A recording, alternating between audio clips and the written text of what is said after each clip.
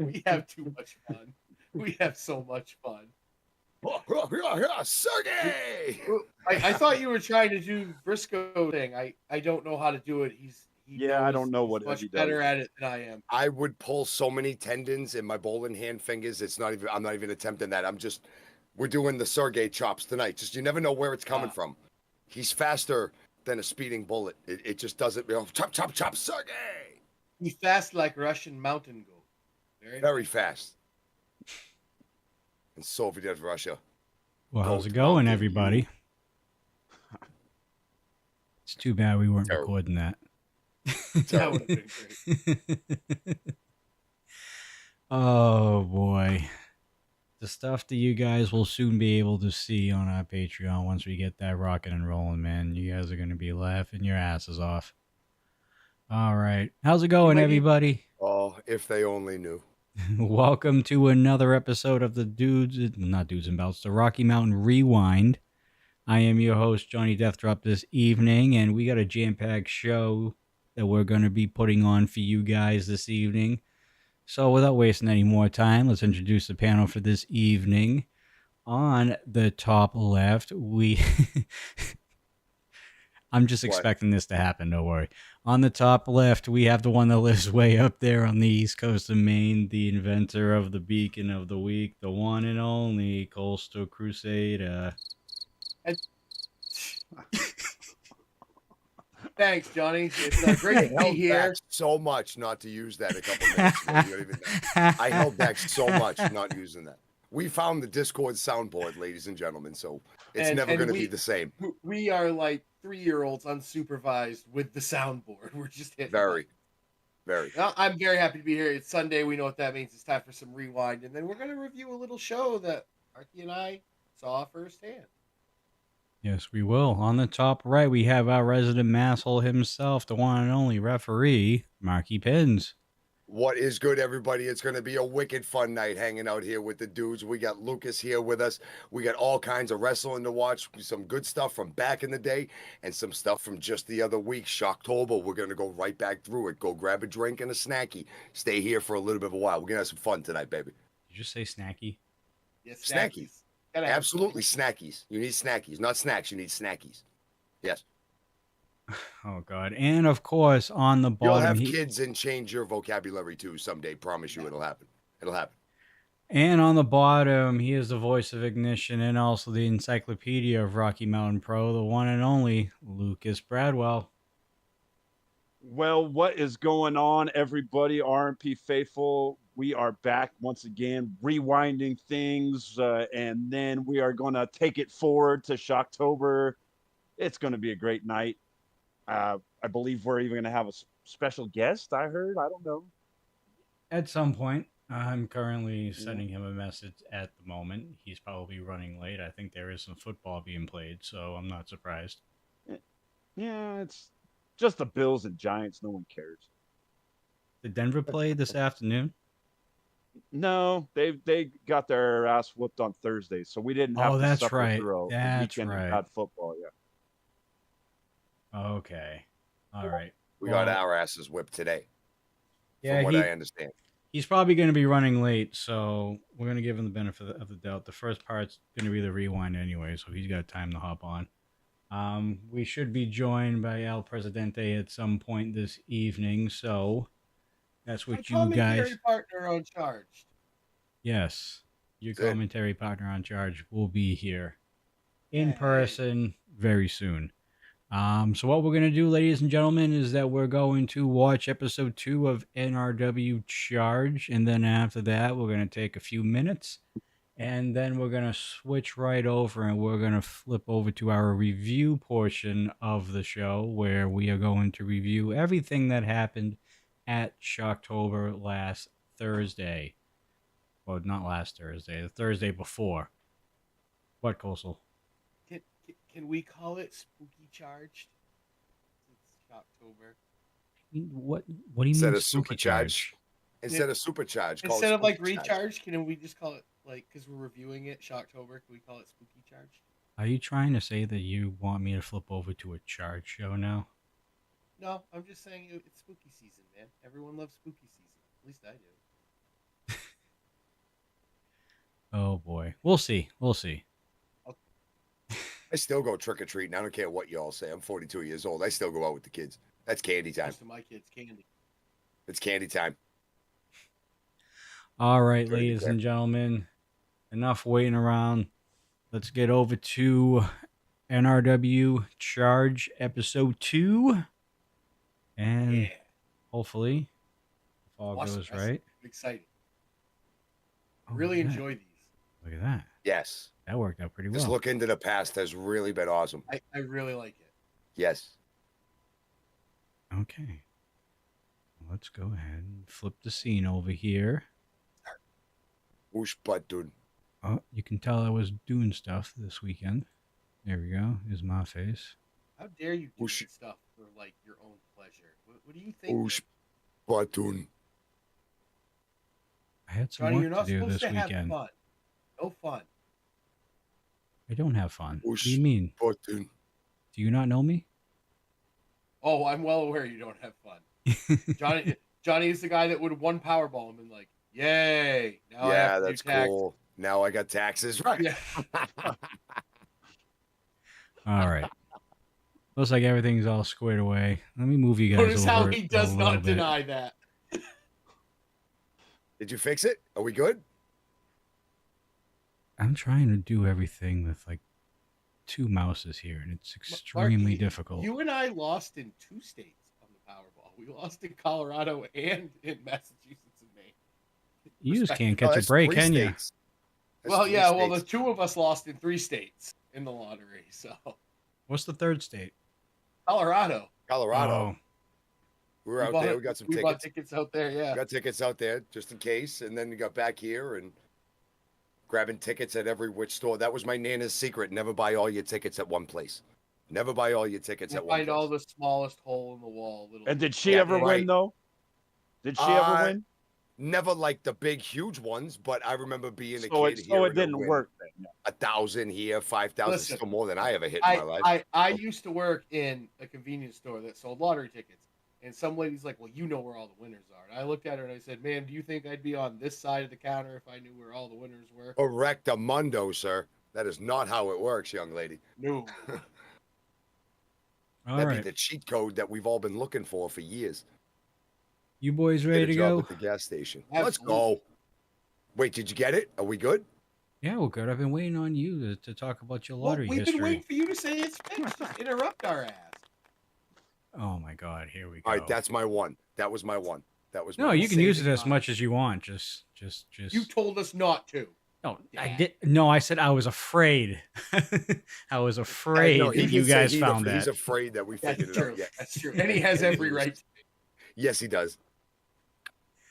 All right. All right, let's go. Let's kick this thing. Oh, where'd you go? Oh, what? Hold up. That's It's stupid. playing. No, but we lost your faces. No one needs to see my big ugly mug. There we go. There we go. $1 million voice, 10-cent face. Come on. All right, we're I good. mean, are We're we good? We're good. Okay. We're straight. Okay. He has mine. Oh boy.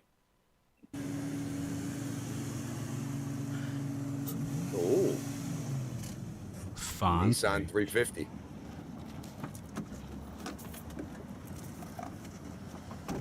Oh, there he is. Get over here. Yeah, You made a big mistake.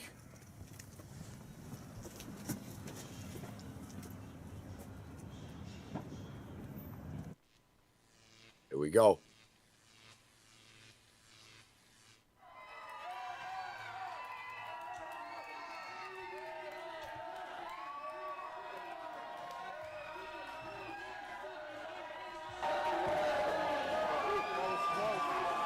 Welcome back, everyone, to another edition of NRW Charge.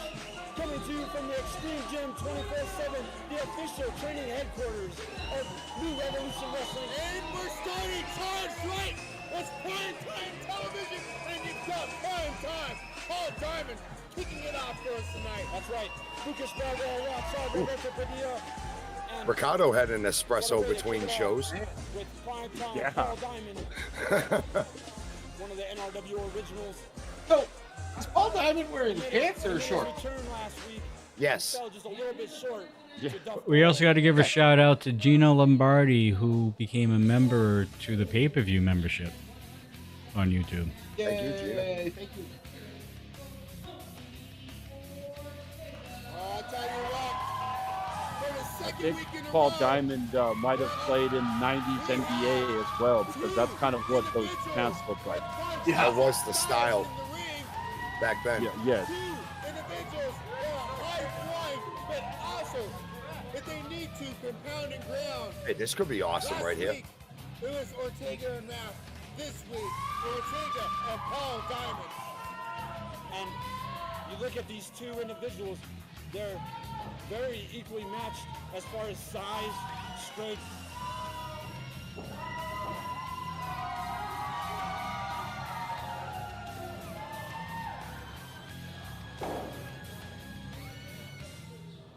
I would give Paul Diamond a little bit of an advantage as far as when it comes to mat wrestling.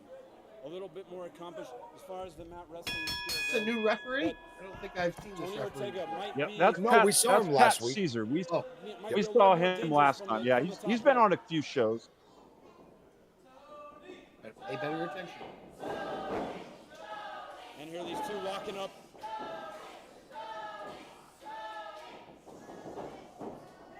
What do you expect in this matchup? It's Paul Diamond. I expect my head to be spinning at the end of this matchup. I don't see how anybody can keep up with this action because, frankly, both these guys may be the quickest draws in the western region here, let alone Colorado. This will be a high-octane offensive match. I tell you what, NRW is one deep roster of superstars. From Paul Diamond and Tony Ortega, Chris Rock, Duff Doyle, Mercury, Matt Yane, Hoodlum, Trajan, and all in Oh, with the greatest man in NRW history. Face first. Champion Yeah. for 351 going for a head days. scissors. Next thing you know, Yeah. you're eating canvas. And you I never don't know if know I've who's ever gonna seen show that. up. There's No. always surprise. Last week, Paul Diamond was a surprise return. I tell you what, Paul Diamond may have had a little bit of ring rust, may have had to like kick the cobwebs up. Maybe he, like when you hadn't gone on a bicycle in a long time and you're getting back on for the first time and you're a little uneasy. Maybe that's what happened to Paul Diamond last week. But this week, he's got his bearings. He's fine-tuned, well-oiled. He's warmed up. You're not gonna see a fluke like what happened Like last week. Gutbuster. Now you're seeing that dangerous offense of Paul Diamond come into play.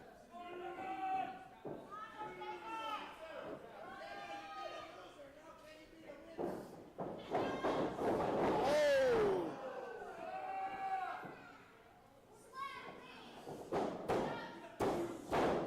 I know there are a lot of individuals that underestimate Paul Diamond's size because he is a diminutive wrestler, but whatever he lacks in size, he makes up for in ring skill. Oh, wow. Was that two-check ball? I don't know what that was. It was flying out of the ring. Big Two count for Diamond.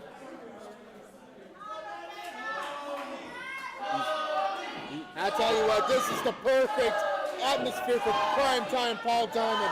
Primetime television, primetime slot, primetime building, primetime crowd, primetime broadcasting team. That's absolutely right. And nobody does it like NRW and this revolutionary show, NRW Charge. Live from Extreme Gym 24/7. That's right. This is the official training center of NRW. This is where all of the NRW stars get trained. This is where the magic happens.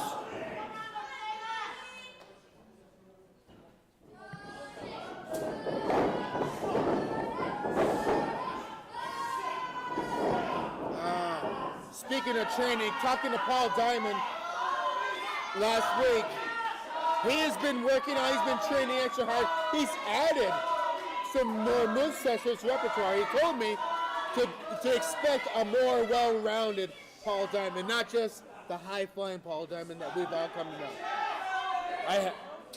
Right before his departure here at NRW, we did see a little bit more of that ground-based.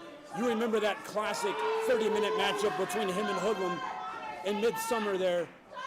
That displayed everything you need to know about Paul Diamond. Oh, and look at the power of Tony Ortega.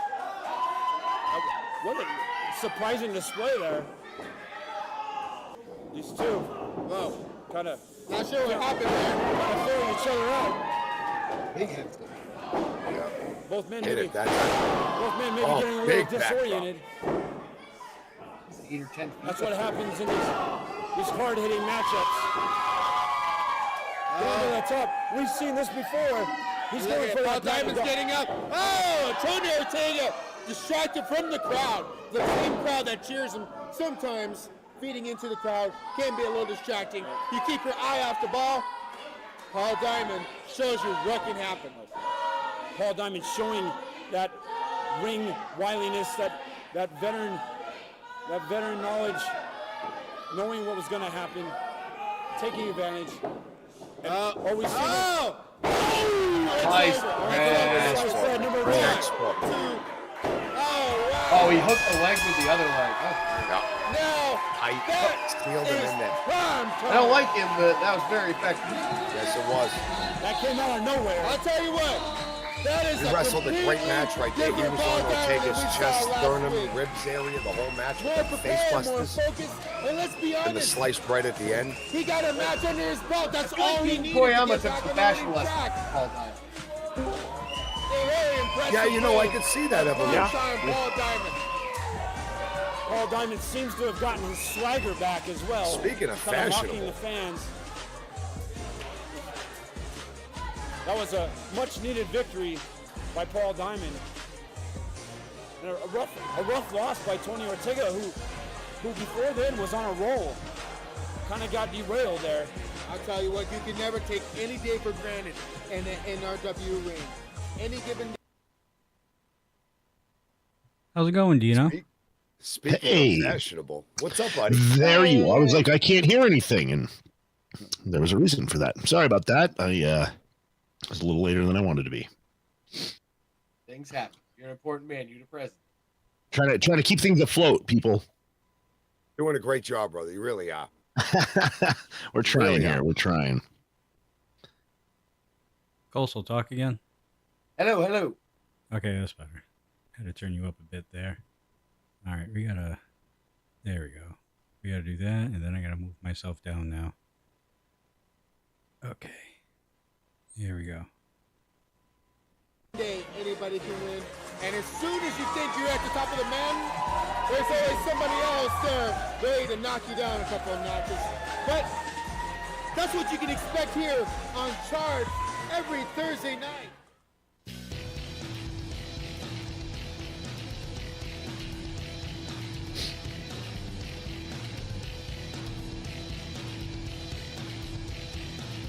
So this gym no longer exists, just so everyone's aware of that.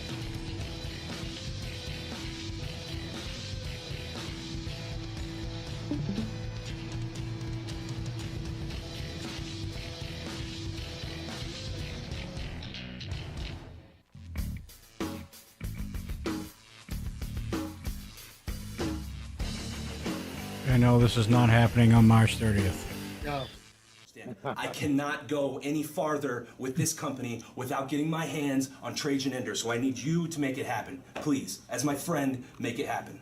And that's fine. I have no problem making a match between you and Trajan Ender. In fact, I think it'd be better if I put you two in a tag match, and I go tell Trajan he needs to find a tag partner. Good. And at next week's episode, make that happen. All right. Thank you. I can deal with it. Thank you.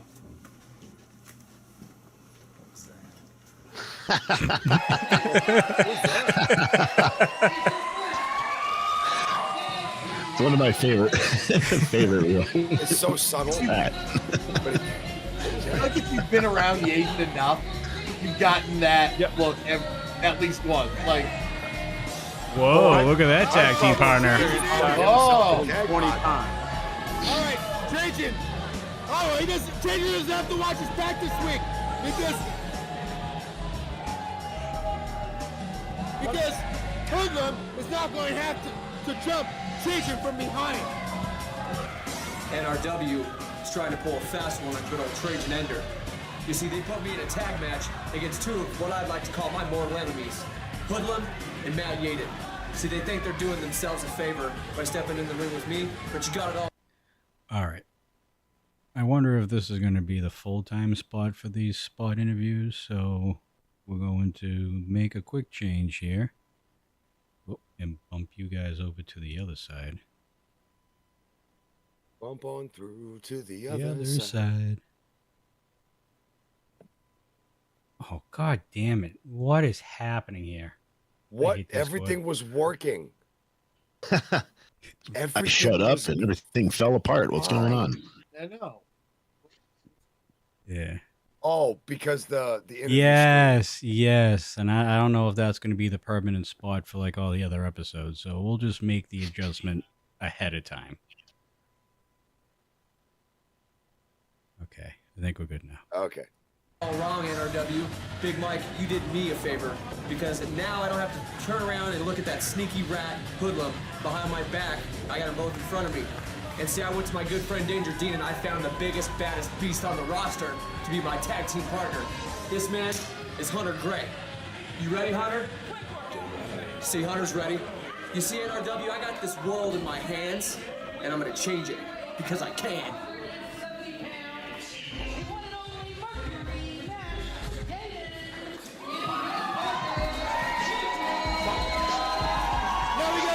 Two of the biggest egomaniacs in NRW. It seems odd to see them come out and they're together. teaming together. I don't think their heads are so big. I don't even think both of them can fit into the ring. Well, this is a dream team right here. A dream team. Absolutely. Are you talking about Trajan and Hunter? No, I'm talking about Mercury, Matt Yaden, and Hoodlum. These two teamed up at Milestone 3 last year and tore the house down.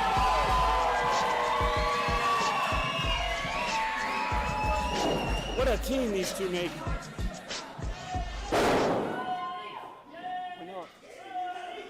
We know that these two have quite a history together. And they do have a history together. Bitter rivals. At one time, bitter rivals. The most hated.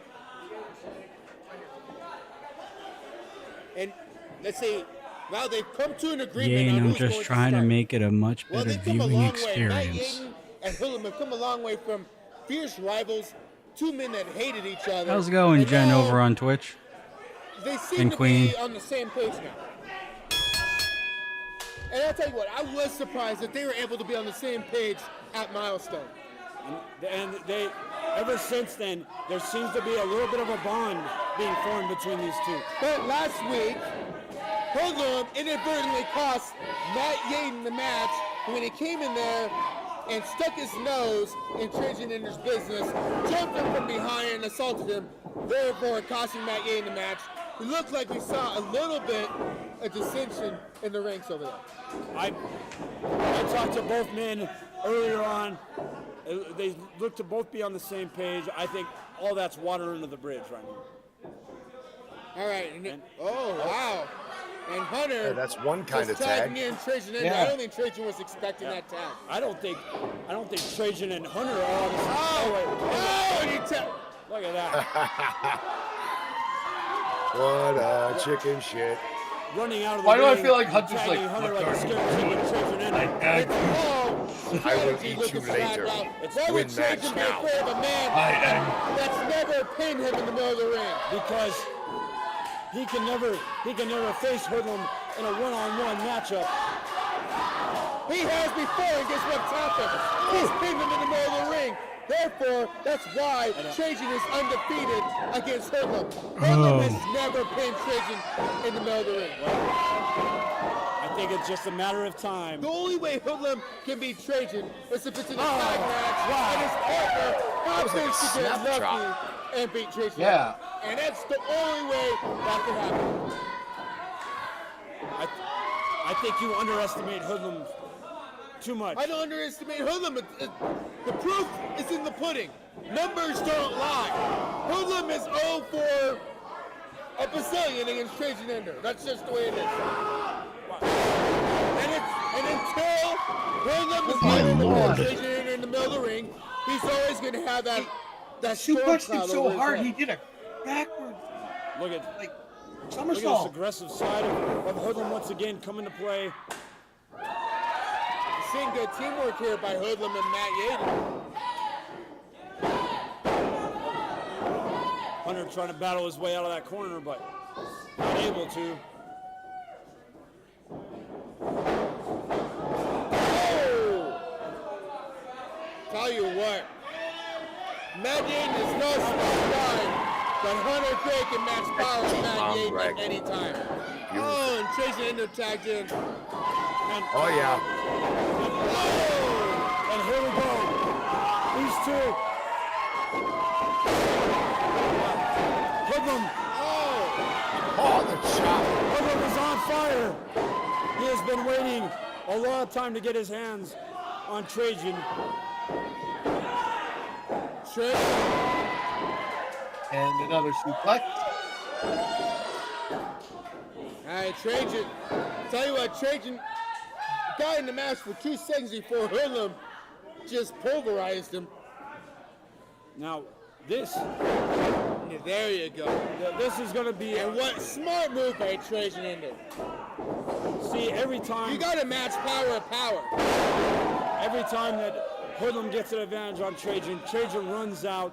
It's not. Okay, this is a tag team match. The point is, if you're getting winded, you're getting a little bit hurt, and you don't have it, and it just may not be Trajan Ender's night to go in the match power with Hoodlum. So why not tag in your partner, who happens to be one of the biggest and baddest men in NRW? How could you fall, Trajan Ender? Look, it took Hoodlum and Matt Yaden to Double suplex him. buster. Yeah. 2. Yeah. Just a 2 count. But it looks to me that Trajan is always seems eager to attack Hoodlum when he's got a chance to. But then when it gets to a face-on-face confrontation, he always runs and hides. There's another pinfall attempt by Mercury Matt Yaden. Matt Yaden going back to his old roots of the Mercury way. Last week, What is the Mercury way?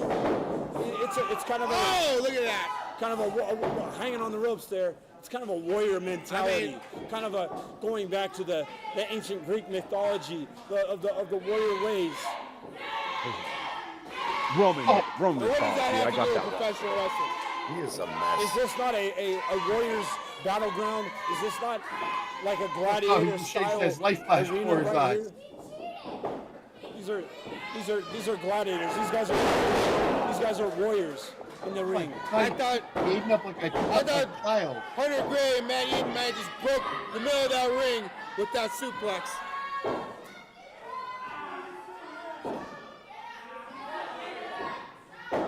These two powerhouses going at it.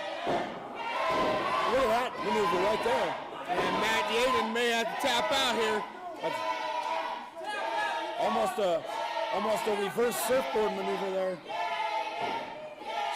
Stretching that neck, putting pressure on the back.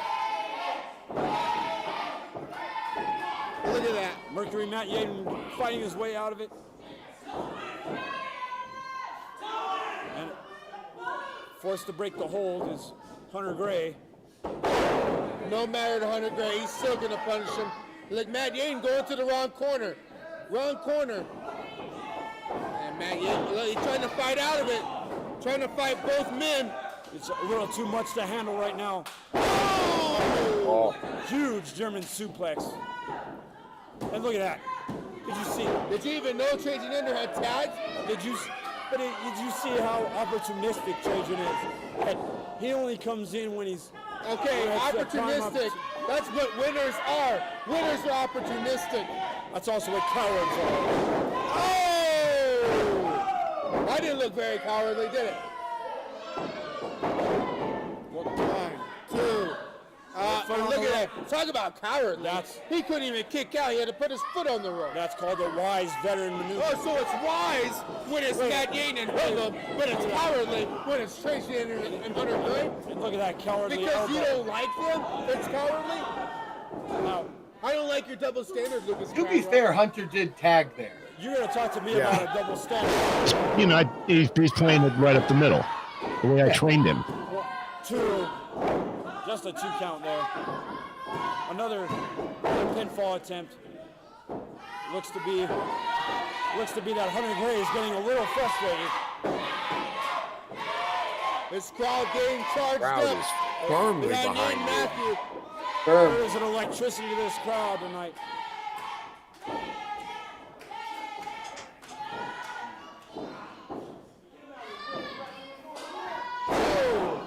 Oh, right to the ribs. Hunter Gray and Trajan Ender are working extremely well as a tag team right now. Working They are extremely a well. unit. Yeah. Trajan Ender, by far, the smallest man in this tag team match.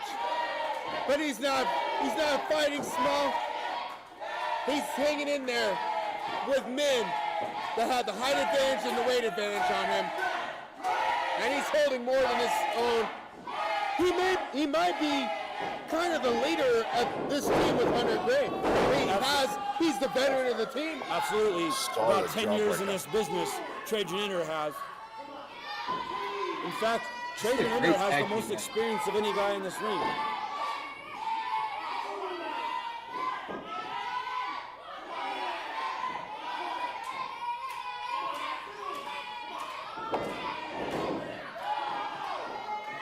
Matt Yaten reaching for that tag.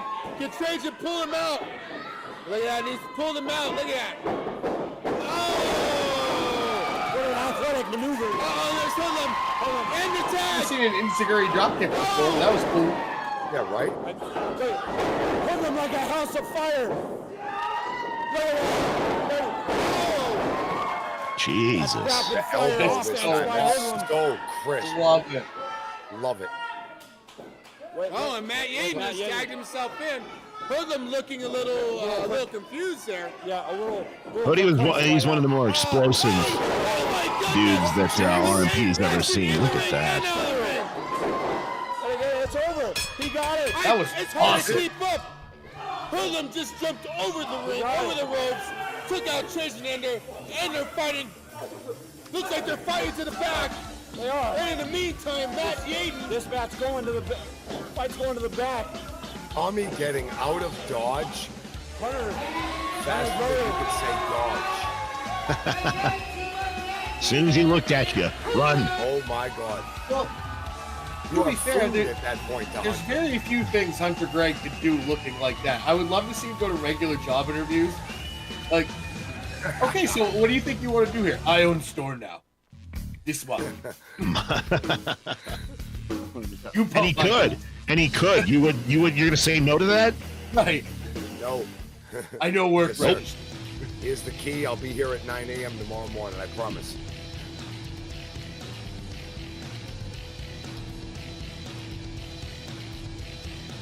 No, you did not, Jen.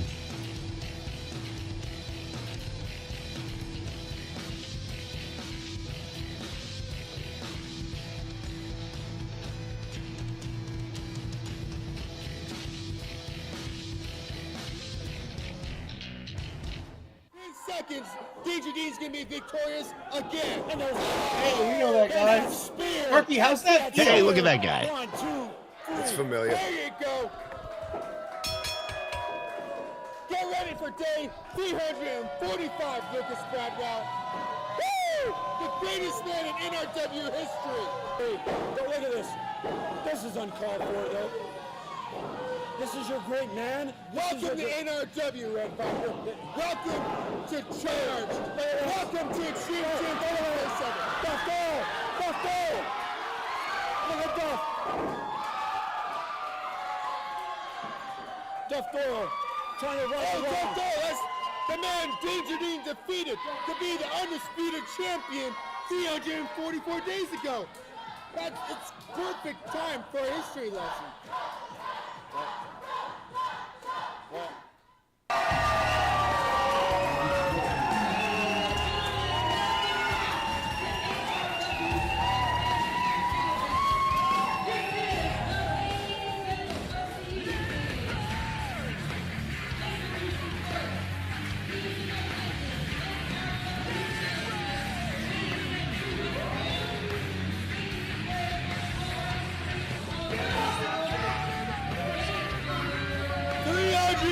Lucas Bradwell, the greatest man in NRW history, has graced us with his presence here on NRW Charge, live from the place that Danger Dean built. Extreme Oh yeah, they love you. You're a very lovable guy at this point. That Danger Dean Couldn't take me anywhere. on his reign as champion is who is fresh on his heels, who is hot on the heels of Danger Dean. Nobody. Contraire, my friend, contraire. There's a guy who is on a hot streak right now, and he has his sights set on that guy right there. Nobody can touch Danger Dean. He's beaten everybody. There's nobody left for Danger Dean to beat. There's a guy who has been working his way, getting back to the promised land.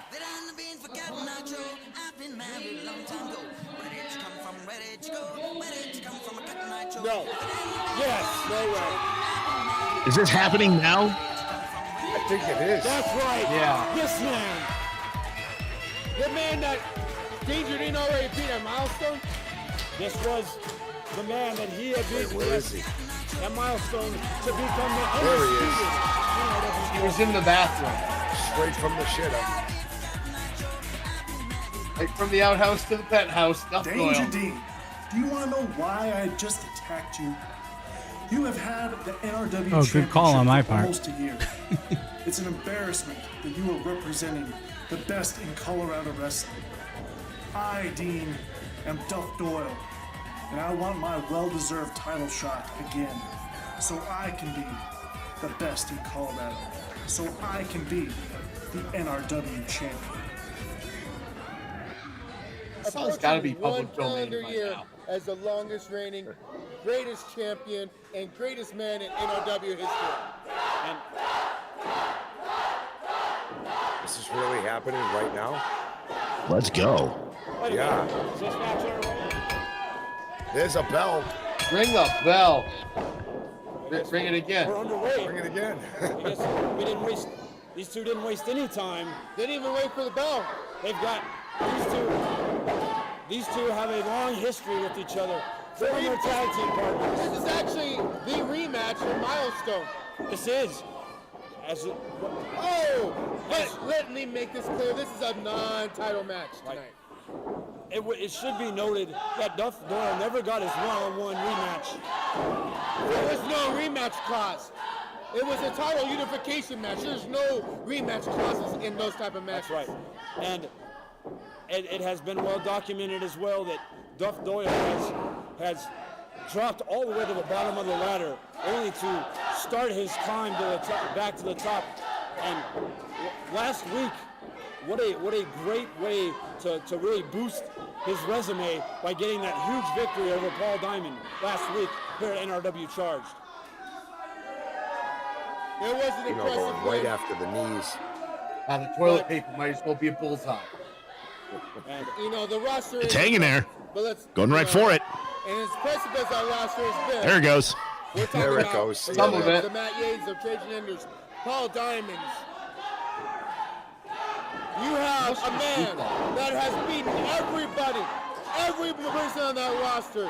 351 days he has defended that NRW championship with honor, with courage, with strength.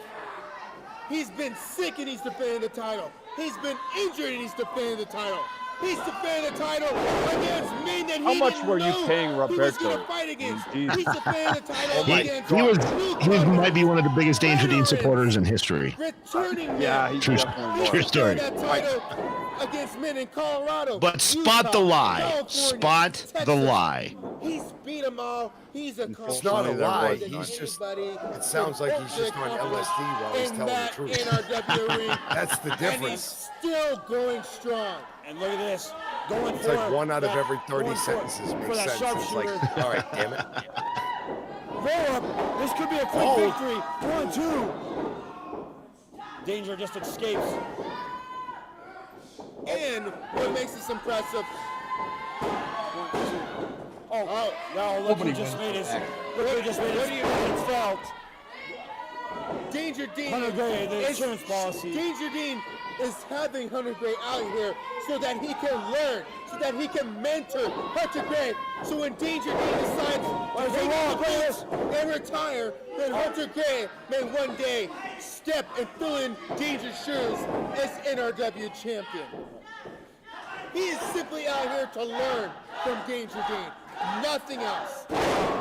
Wow. Right now, Yes, Sarah. Danger's got the advantage.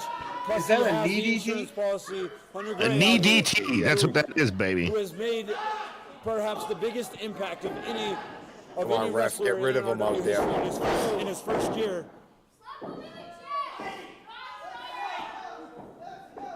I tell you, I hope Hunter Gray is watching closely. Earlier tonight, in defeat, I'm sure Danger Dean pulled him aside in the back, went over the video, and Hunter Gray a couple of lessons on how to get better. Better yet, boy, Hunter in Gray that is knee. out here so he can watch in person as Danger Dean. For the second time, In my it's head, going to be- I'm like, what the hell am I It's been setting a up rough couple of for? weeks for Hunter Gray.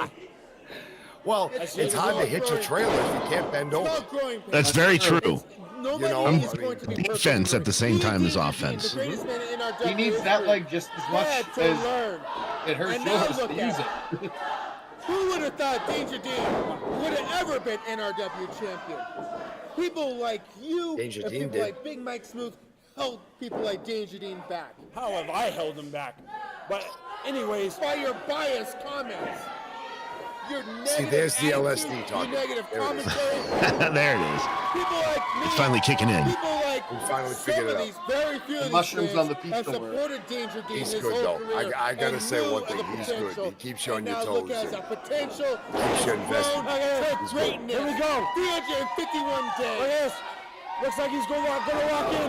That trailer hitch. Duff. Oh, that knee. Yeah, see, That there it knee is. There it looks like is. to be Can't bothering hit your Danger. trailer. Or Duff, I mean. Duff doesn't look Almost like he he's knew what he able was. to put any pressure on it. And That's why he wasn't able to lock that trailer And hitch. if Duff can't put that trailer hitch in, he will not be successful.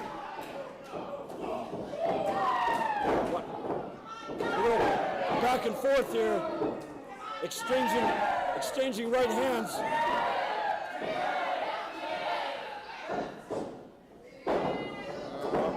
There's a reversal. Oh, It's a Looks like elbow to the back of the Duff got the ribs. better of that It's a exchange. weird place to get hit. Duff's not able to stay on his feet though. It didn't feel very good.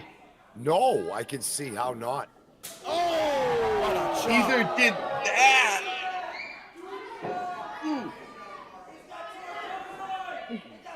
All right, can we see a superplex from the top rope here? That looks to be like what Duff's going for here. Oh, shot to the back. Oh, Trying shot to the to back. soften up Dean. Danger Dean's fighting back. Punch him And in a the seated armpit, position Dean. from the top rope. It hurt. Oh, Punch wait him a in the minute. armpit. Okay. Oh, That that was the armpit. He's calling for the bell. That was the Split armpit. something open That's there. the other That's a armpit. That's the third disqualification. armpit. Oh, Wow. that's the You know, butt that was cheek in the pit right there. abdomen, right? That was the abdomen.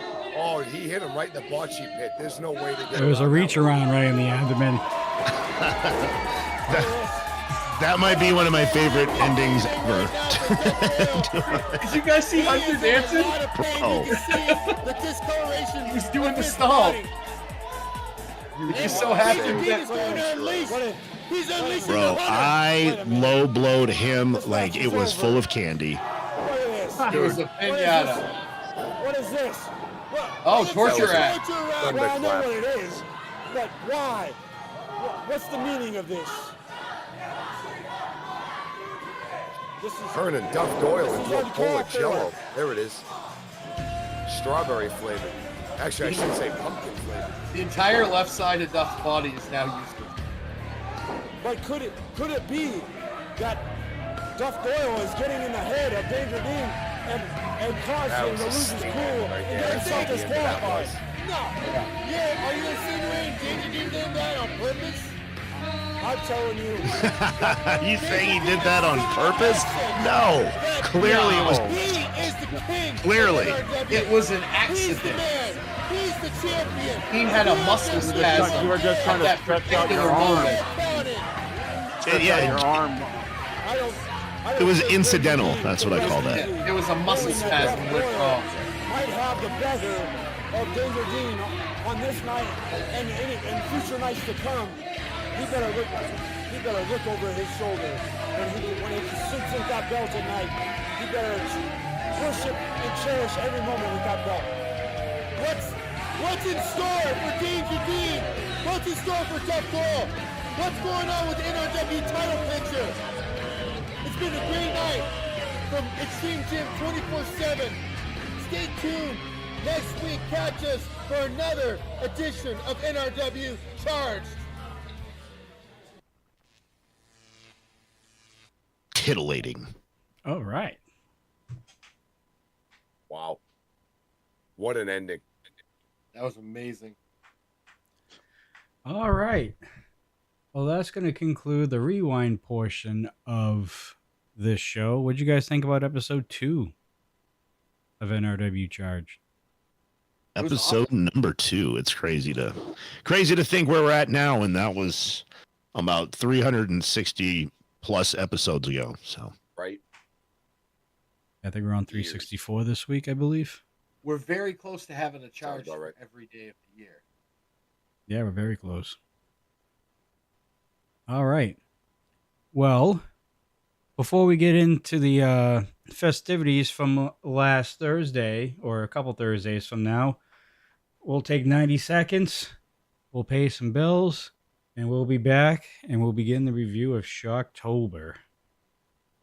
Don't miss a moment of Rocky Mountain Pro action with options that suit your tastes and needs. Check out new episodes of Charged and Ignition. Interact with your favorite stars and personalities, all for free. Subscribe on YouTube, Twitch, and Kick, or follow us on Rumble. Upgrade to the pay-per-view membership on YouTube and don't miss out on any past and present special events and episodes of Charged with more content added all the time. Check us out on any of these platforms and search RMP Wrestling to get more pro wrestling elevated.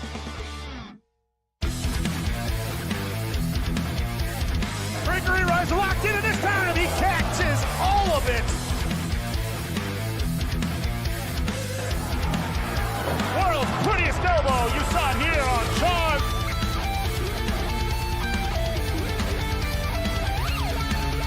And the ring couldn't even take the impact. No.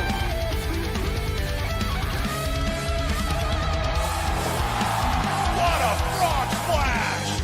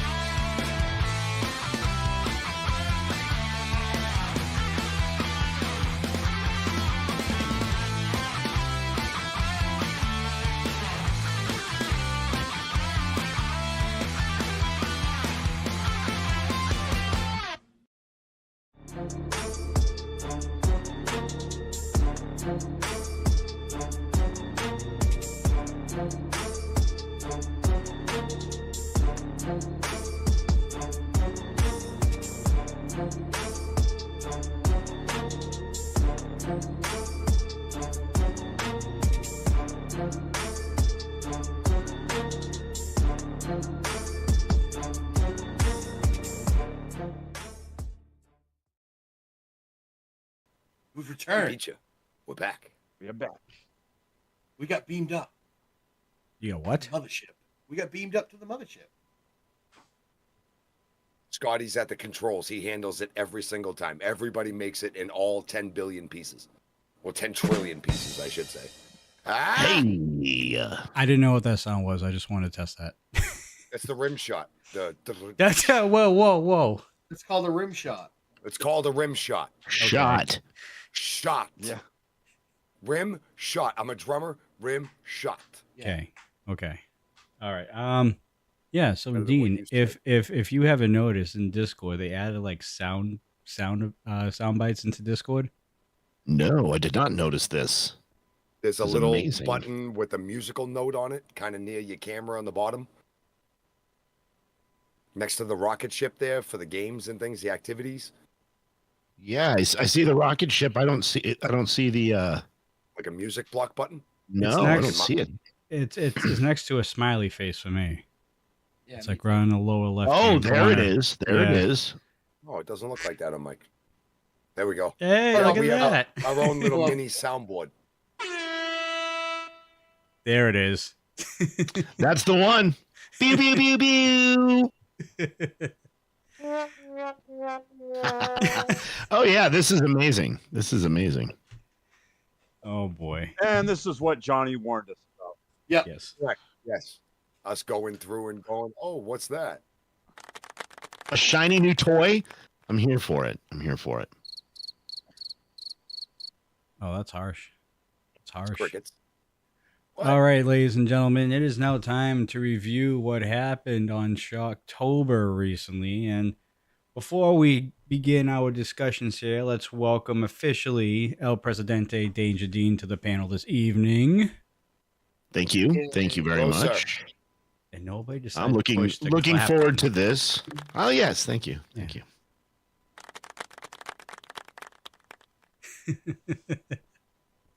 All right.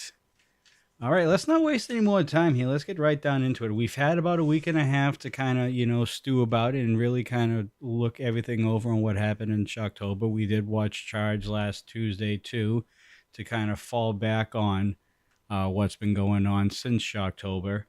Let's get everything started here with the opening bout for Shocktober here. We had Remy D going up against Brew.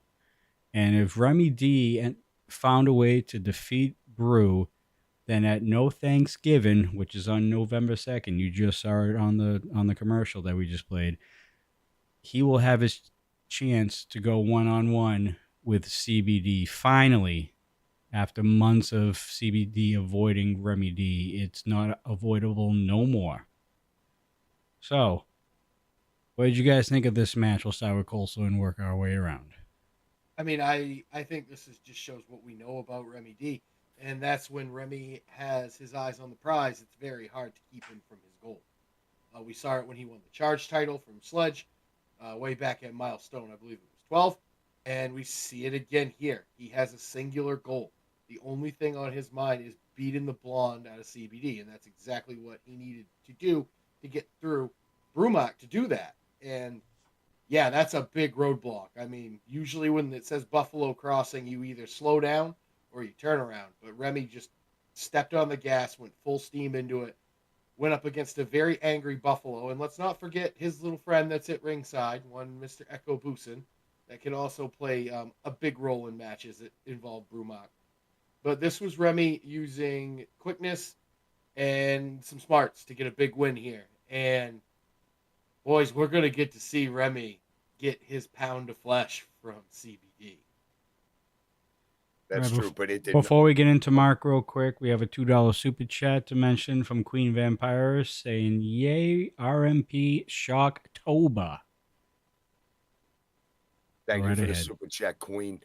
But yeah, and with Remy looking as good as he did, he knew he was in one hell of a war with Brumac because Brumac brought every bit of the heat, really blocking Remy at so many opportunities to advance. I mean, we see Remy in the corner tried that beautiful head scissors and Brumac countered it into a power bomb. Like, we're looking at so much next level game coming out of Brew with the teamsmanship with Echo and a lot of just his own natural growing. Man, I tell you, he threw one hell of a match at Remy D. I mean, Brumac is going to be one of the next guys to keep an eye on right here because he's fighting too hard and with too much diligence. And it literally took Remy to bring out everything that he possibly could and finally ended up winning the match on a roll-up. He had a surprise Brew with the roll out of the corner and he got the big win. Rolled him up nice and tight. Remy D looking really good, but boys, I really got a funny feeling that Brew is going to be this next breakout star that we see, like we saw Balaam, like we saw Remy himself be this breakout star in the last couple of years. I think Brew is really on tap to be the next guy after this. Lucas. You know, my take on this matchup, really, if there wasn't the stipulation for Remy, you know, to get that shot at CBD, if there wasn't that carrot dangling in front of him, I'm not so sure that Brew doesn't win this match. I think that was just the extra motivation that Remy needed. To be honest with you, I really thought Brew was the aggressor in this matchup for the most part. Brew was, he just looked like he was sharp in this matchup. And it was, I think it was just a kind of an out of nowhere move that really got Remy D over the hump. And I still think that if there wasn't that stipulation, I think Brew wins this matchup and it really kind of elevates him to a whole nother level because he would have gotten a win over the former Charge champion on a pay-per-view. Probably would have been his biggest victory in his career. So and he was just this close. I think it was a great showing even in a loss, but you know, Remy had the extra motivation and I think that's what drove him to the win. President, what'd you say? So it's interesting because a lot of times you'll see superstars that have reached a certain level of success will sometimes go down the wrong path, start listening to the wrong voices. And in most of those cases, it doesn't really end well for the person doing the listening. However, Brew is a very interesting type of individual. He seems to do better when he's got some sort of mentorship behind him. We've seen it with Navajo. We saw it with him not long ago, and now we're seeing with Echo. And it's different types of mentoring. Don't get me wrong. I'm not sure exactly what type of advice Echo is giving Brew. Obviously, it's not advice that any of us on the panel here would morally agree with. But as president, I do have to take a step back and look at it, you know, in a neutral sort of way. And I think the growth that we've seen Brew in the last few months has been undeniable. As Maki said there, it's going to really be hard to deny Brew here very, very soon. And if he keeps getting the advice he's getting from Echo, love it or hate it, it's going to continue growing this guy until he's a force to be reckoned with. I think that this was a very impressive win with Remy. Remy is also the kind of superstar that if you give him a little bit of motivation, and it just takes a little bit of motivation with Remy, watch out because the world's Remy's as soon as that's in action. And this was one hell of a match for Shocktober, and congrats to Remy for pulling it out. Yeah, I think I can definitely agree with the other two that Brew is, even though his attitudes change and we might not like it from time to time, he's definitely over the past few months has greatly improved. And I think you guys are right. I think Brew might actually have a breakout year coming up in 2024. I have a funny feeling that he's going to end 2023 strong and he's going to flip the curtain and go into next year as possibly one of those contenders for either the Charge or, you never know, if he gets on a roll, be a part of that RMP picture. So I wouldn't put it past, to be honest. Get the kid on some momentum. What happens when you get a freight train moving? You really can't stop it. And that is a freight train of a superstar. We'll have to see what 2024. Damage. And he's off to a pretty good start to get going strong in 24. All right. Well, the other half of the group, Echo, ended up staying out there because we had a surprise match on our hands, ladies and gentlemen, right after that, as Loba Loco Balaam made his return to Rocky Mountain Pro and ended up being an impromptu contest right after the opening contest of Brew and Remy D. So now, as the title says, Shocktober, we have one of our shocking moments of the evening with Balaam returning and officially having a match against Echo Boost and finally getting his hands on him after months of mental distraught over what happened when Echo turned on him. Marky, we'll start with you. Yes, sir. How'd you feel about this match and the outcome here? Oh man, I tell you, I thought it was huge seeing Balaam come back as Lobo Loco Balaam. This is a different Balaam Lynx. We kind of saw the beginning of the metamorphosis as this whole thing is kind of broken down in his own head, you know, getting betrayed and almost backstabbed by his good buddy Echo, and seeing the path that Echo Boosin has been going down lately.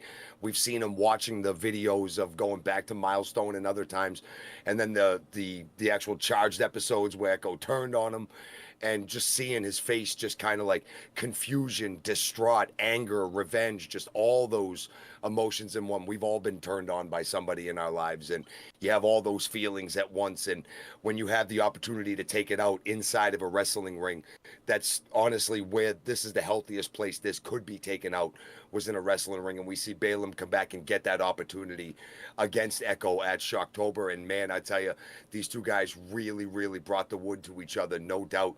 Echo and Balaam knowing each other so very well. We see Echo using the smarts, getting out of the way of the springboard, just kind of knowing what his buddy is bringing him. But this is a new Lobo Loco. This isn't Balaam Lynx that we saw from before. It's such a good match back and forth between each other. But then we see that lunar eclipse at the end, and we see Balaam Lynx get the 1, 2, 3. We see Lobo with his hands raised in victory at the end, and this kind of retribution tour kind of like culminating in a win over Echo. And we see Echo and Brew both wrestling extremely good matches. On many other occasions, Echo could have pulled out a win here, but I think there was too much momentum on Lobo Loco's side, on his own side, and I don't think there was going to be a hell of a lot that Echo was really going to do at the end. Once we saw Balaam take control, it just looked really like it was in his hands, the animality, and then that beautiful lunar eclipse, that almost spinning brainbuster that put Echo down for the 1, 2, 3. It was just gorgeous. And Balaam kind of coming back on the right note, getting a lot of momentum going in his corner, and the crowd was going absolutely nuts. They were all howling so many times throughout the course of the match. I look forward to see where Lobo Loco is going to take this, where Balaam Lynx kind of hit the pause button, and now Lobo Loco Balaam hit the fast forward button. It's going to be interesting to see where he goes the rest of 23, but good start for him coming back and getting his revenge and kind of getting it all out against his old buddy Echo Boosin. Lucas. Yeah, revenge can be a hell of a motivating factor, especially, you know, he's had, well over a month to kind of stew over this. So it was actually, closer to 6 weeks that we have seen. About a month and a half, 2 months, yeah. Yeah. So he had a long time to stew on this. And we saw, him kind of go through a transformation over several weeks. We saw that kind of manifest at Shocktober.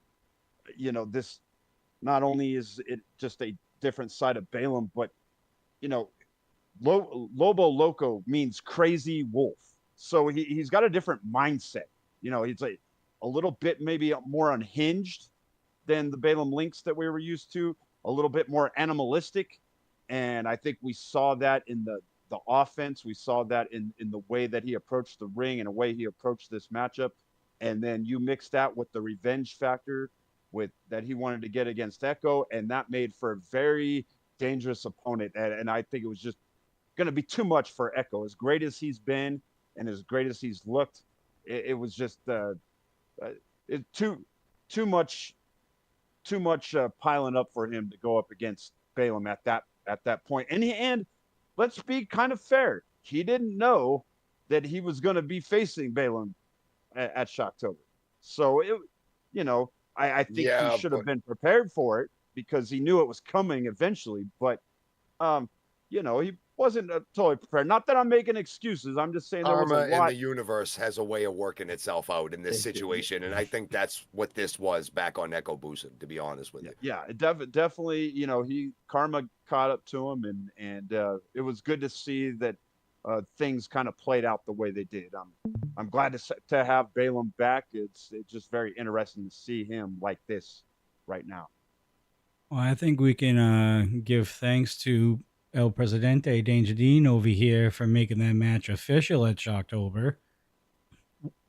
Still pulling some strings in the back there. How did you think that match went? Do you honestly think that this feud between the both of them are over, or do you see still a future problem between the two? No, this is one of those where I think we're going to be dealing with it for some time. Balaam is just a master of reinventing himself. We've seen it just in his his career up to this point, a few different iterations of Balaam Links, and so it's no surprise that he's taking this situation and grown from it, and we saw it at Shocktober just what that means. Echo, on the other hand, is the same type of mentality. That's what made these two such a good team, and that's what made these guys such good friends. I think they had a very similar mindset and an approach to doing this. Echo, again, very, very good at reinventing himself and keeping things interesting. So this matchup, no matter where it were to take place, is going to be an exciting one. So it was good to see Balaam back, and you see that confidence was just overflowing. And yes. Once you have Balaam on all cylinders, firing on all cylinders, it is very, very hard to stop him. So great match. I think the faithful will agree. But no, I don't think we've seen the last between these two guys. And last but not least, Coastal. You are muted. 100% done. I don't think we're done with this at all. This was a hunt, I felt like, from Balaam. Like he found, if you will, how the predator finds a clearing just to get his prey in an open area and then attack. That's what Balaam did. He got Echo in that ring, and all of a sudden he's dragging out a ref, and he's ready to go. He jumped him, and that is what he's doing. And he's all over him the whole match. Just the aggression, like you could see Echo getting so frustrated during the match, just because Balaam won't stay down, and that's kind of the thing right now. Is Balaam is so amped up on revenge and getting his pound of flesh that Echo is in for a very, very long period of time, I think, until Balaam feels amends have been made. And I don't know if they can be. Well, I think now Echo will realize that he's got an angry wolf hunting him down now, and he's going to have a couple eyes in the back of his head now from now on, because it seems like during the past month and a half, he's been almost neglecting the fact that Balaam, could at any point just come back and just jump him like he did at Shocktober, and ended up having an impromptu match and ended up getting the victory over Echo. So I'm very curious to see where this goes from here. I'm curious to see how Echo Booston's mindset will change after Shocktober, and we'll see what happens with Lobo Loco Balaam, whether he can keep this momentum. Now let's continue on here. We do have, I believe, the rest of the show. All title matches are on the line here. First match we're going to talk about here is the Lockettes Championship match between Noel and Adrian Mascara. We'll start with Lucas here. This was a match that I think we knew was going to be physical, because every match that they've had leading up to this was extremely competitive. It seemed like every match leading up to this got more and more physical, and then what we saw at the Ignition right before Shocktober, when this match kind of got set up, these two went to a 15-minute time limit draw, and they were still wanting to beat the hell out of one another. So what we saw was a very physical matchup.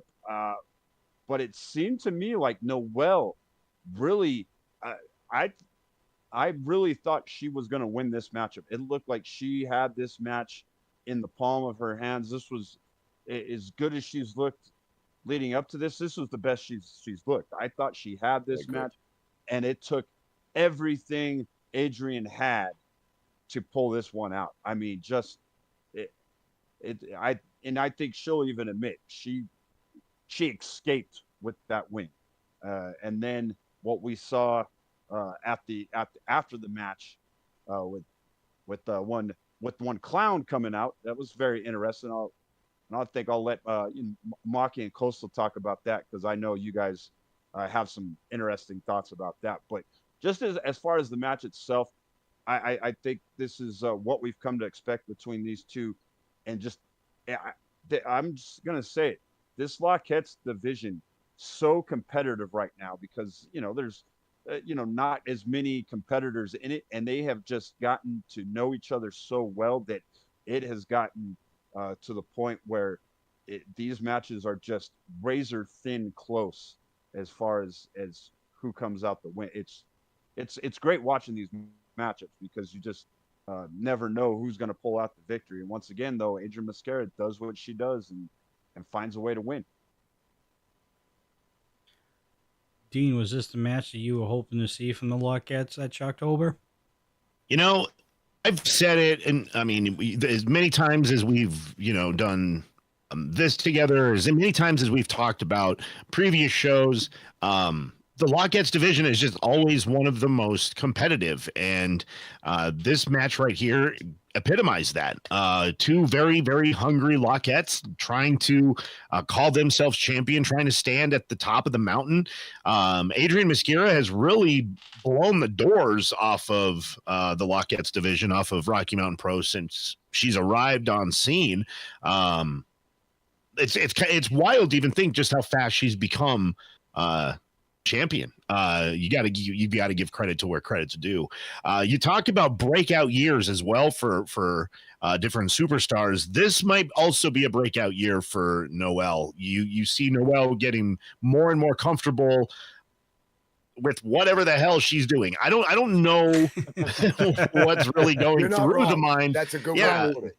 But I mean, it's working, and the level of confidence is undeniable. So where she did fall short, in her effort for the Lockettes championship, I again don't think that this one is far from over, and I think that Noelle is not going to stop until she can call herself champion. And I think this was the perfect tone setter for if that were to be the case in the future. I think that's the perfect tone setter for what's about to happen. Coastal. Yeah, no. It started from the moment that Adrian threw Noelle into those stairs at about 110 miles an hour, 30 seconds into that match. And it never let up the whole match. Take out the absolute carnival of destruction that we saw later on, and this was the hardest hitting match, I think, of the night. These two ladies absolutely brought it to each other, left everything in the ring. And Dino's right. This is a tone setter for Noelle. She was very close, honestly, to, realizing that she was going to be the Lockettes champion. And I think that she tasted it. And now with whatever happened at the end there with the only clown I like and his friends, I don't know. She seemed to be very happy to be going to a new home, guys. Well, I think it's important for Noelle at this point, because she had that with the asylum, that acceptance, that mentorship. You know what I mean? She hasn't had that. She's lost. She's been kind of like floating of her own devices, finding her way, but really having a hard time finishing matches. She got to a great fight with Adrian. I mean, it wasn't even so much as a match, as a great fight for the Lockettes championship, and came up a little bit short at the end. I think with Happy coming out, and we see that obviously he came out representing Sin Bodhi as well in their whole situation, I think this is going to be, honestly, I mean, you can take it for whatever it might be worth to you, depending on how much of a fan of Noelle you are. But I think this is going to be a giant step forward for Noelle, to have somebody like Sin and Happy, so that they can mentor her and teach her that finishing ability, so that next time she gets put in there, look, we've seen her turn the aggression up to 50. The hell with 12 or 15. She's turned it up in spades. You said it, Dino. She's had one hell of a breakout year this year in 2023. We've seen her go from the delinquent to this leftover of what was the marionette. She's not still the marionette anymore. This is something that's more beyond that, almost evolved past that. So I think right now what she needs is just that ability to put it together at the end. And I think a good mentorship, while she could kind of hang around and listen to the silliness that would be conversations between Happy and Sin Bodhi and just kind of get some kind of mentorship from them. I honestly think it's the best possible thing that can happen for Noelle. But Adrian Mascara having herself one hell of her own year too. Still the Lockheads champion, still well deserved. But I do have to say, I kind of think she kind of got out of dodge with this one, but that's what great champions do also. They find ways to win, and Adrian Mascara is still your Lockheads champion. And Marky, just real quick, you hit on a big thing there. Like, you don't hire football coaches to coach basketball. You need people that speak the same language in you. As weird as it might be, Happy and Sin seem to speak the same language of screaming and yelling and laughing that Noelle speaks. Weird chickens and masks. Yeah. And you know, Noelle is you know, when we go back to that mentorship, Noelle has had mentorship in the past, but and as weird as this sounds, this could be a nurturing mentorship that could really turn out positive for her. I mean, it's nurturing coming from Happy and Sin, but it is a nurturing one nonetheless. It's as long as it's not me being nurtured. You know, those just to finish this off, guys, you know, she has had a nurturing mentor in the past that was actually like a big sister to her. And I'm talking about one Lilith Grimm. Lilith took her and looked at her like as family. So, and you know, we saw kind of a conversation Lilith had with Damon. She may not be taking this too well about with Noelle and what's happening with Happy and Sin. So something to look out for. All right, as we turn the corner here, we get to talk about some tag team action, or kind of, sort of. Really? Sure. So, Chopper City were supposed to defend their titles against Dalton McKenzie and CBD. Unfortunately, CBD no-showed. So, shocked, I tell you. Right. So, we ended up with a handicap match with Dalton McKenzie still trying to capture those tag team championships against Chopper City by themselves.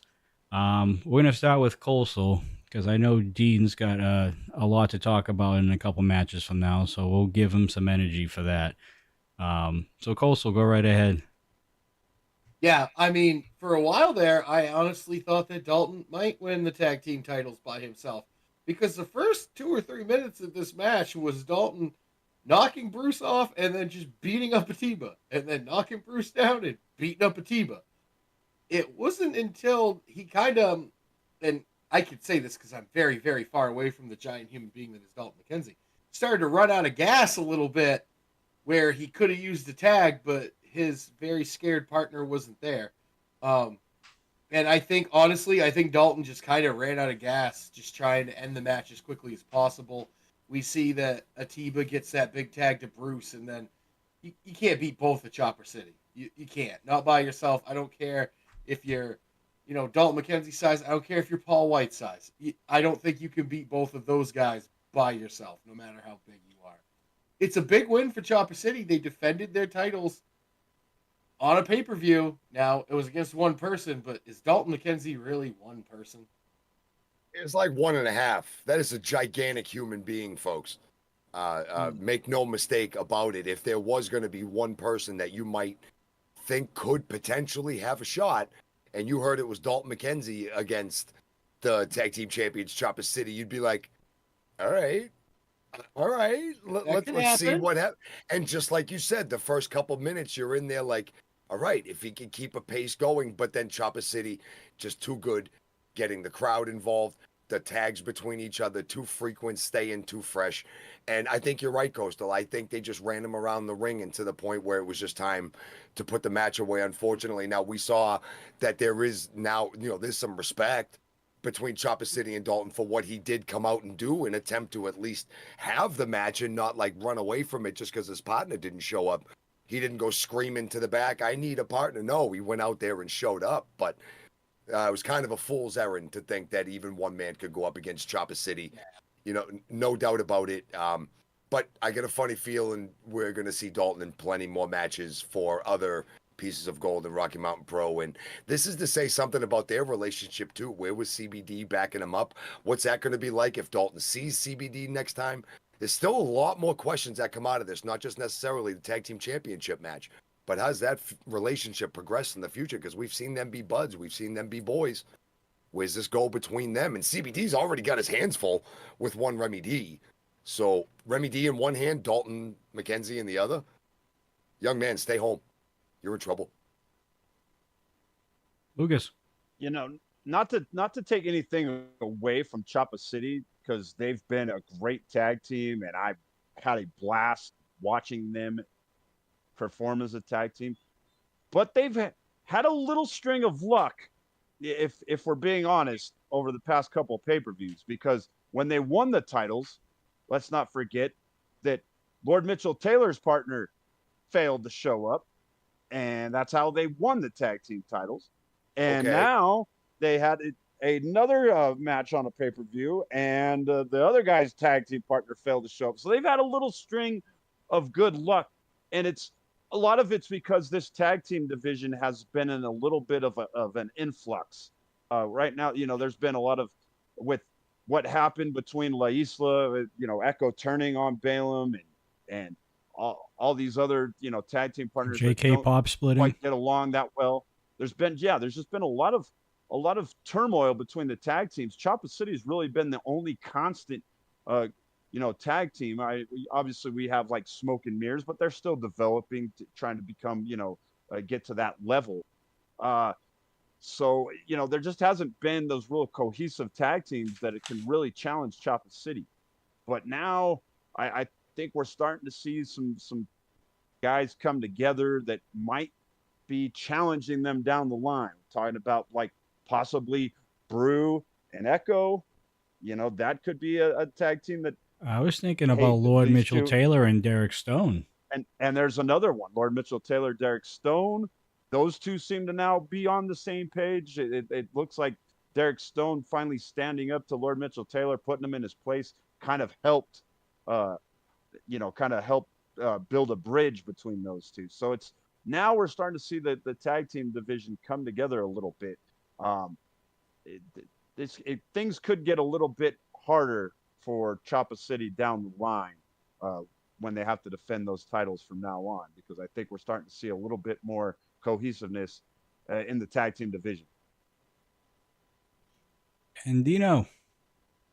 Yeah, no, this was a valiant effort from Dalton McKenzie. He is just one animalistic gentleman, as the rest of the panel here has pointed out. Just an impressive athlete, and I think given time, we're going to see Dalton McKenzie come into his own. But again, no one's going to go up against Choppa City just 1 versus 2 and expect to come out a winner there. So if anything, Dalton earned my respect there, because again, he didn't back down from this. He went out there, tried to handle business, came up just short enough to where the crowd maybe thought for a second, damn, he might actually pull this off. So good showing by him. I would just suggest maybe finding better friends. Solid. If I could give him any piece of advice. I think that's very good advice. Can't trust anyone. Especially not CBD. Apparently. Yeah. Right. Yeah. I wonder how many checks he skipped out on Dalton. All of them. Yes. Hey kid, this is how it's done on the road. Don't worry about it. We'll take care of you later. Meanwhile, it's like $800 for food this past month. Yeah, exactly. Yeah, that was just Dalton. Yeah, you know, I wouldn't doubt that either. 110%, bro. All right, boys. We have to talk about this one. Damon Ace versus Sin Bodhi for the NRW Championship in the first of its kind, the Carnival Death Match. Never been seen before, and for good reason, apparently. Marky, start off. So yeah. I'm going to preface this by saying I was backstage during this and watching on a monitor, and there was nobody moving around in the locker room. There was nobody fidgeting with their tape. There was nobody lacing their... Everybody stopped and just watched in like awe. There were just jaws open as we progressed through this match. It was something very interesting to see. I've been in a lot of locker rooms, and I've never seen one match just take over. And this match absolutely did from the back. They had machetes. Yes. Yes, I said that correctly. They had a sword fight. They A real sword fight. They had machetes. Sorry. Don't worry, guys. I got this. No, they Good did. job. Yeah. From the machetes to the cinder blocks to breaking dishes on Damon Ace's back like this was the fireworks. There were Sin taped fireworks to Damon Ace's chest and lit him and explodified him on fire. This was everything that we didn't know a Carnival Death Match was. And then we watched it from two guys who were literally trying to tear each other apart, put holes into each other, and then blow those holes open the size of meteor craters. The staple guns, the bowling balls crushing cinder blocks. Damon Ace Sin Bodhi making sure that Damon's going to have a hard time potentially procreating in the next 10 years with the cinder block off of the manhood. My goodness. With the sledgehammer. Don't forget about that. Yes. We used a sledgehammer to break the cinder block on both of the aces. It was just a violent encounter from two men that wanted to be extremely violent with each other. And the match actually ended with a wrestling move. Sin Bodhi does end up getting Damon later in the match into the Sister Abigail, because especially after we heard Damon say that, yes, he did use the Sister Abigail just to piss Sin off, just to get into his head, just to mess with him. I think it's more of Damon with this measuring stick of going after literally the best and the biggest and the strongest everywhere. We saw the feud with Mercury Yaden. We saw the feud last year with Balaam Lynx leading all the way to Milestone. And now we see this thing budding and erupting like a volcano in the middle of the Rocky Mountains in Inglewood, Colorado, with this Carnival Death Match with Sin Bodhi. And my God, eruption was the absolute word. It took us 15 minutes after this match just to clean up the ringside area for the main event. The carnage was absolutely everywhere. But Sin Bodhi showed that he's been there and done that a little bit more than the young man that Damon Ace is, and had that little extra in the tank with the Sister Abigail in the end. And Sin Bodhi comes up and is your brand new reigning and defending NRW champion. And I was shocked. People in the locker room were shocked. The crowd went nuts. We saw the fireflies at the end. It was an absolute surreal moment in the Wimmer Arena that I have never felt in a locker room, and I don't know if I'll ever feel that again. But what an outstanding moment to be a part of the RMP faithful at that moment. It was outstanding. Lucas. You know, I've been through a lot of matches and been at different parts of the arenas and been at different positions throughout the years. You know, I've been calling matches, and I've been, ring announcing for matches, and been in the back like I was with you at Shocktober. We were sitting, just a few feet from each other. Yep. I've never felt, out of all the matches that I've called and all the matches that I've witnessed, I've never felt anything like that from everyone that was watching. It was just like, everyone was in awe of what they were watching. They could not believe what was happening.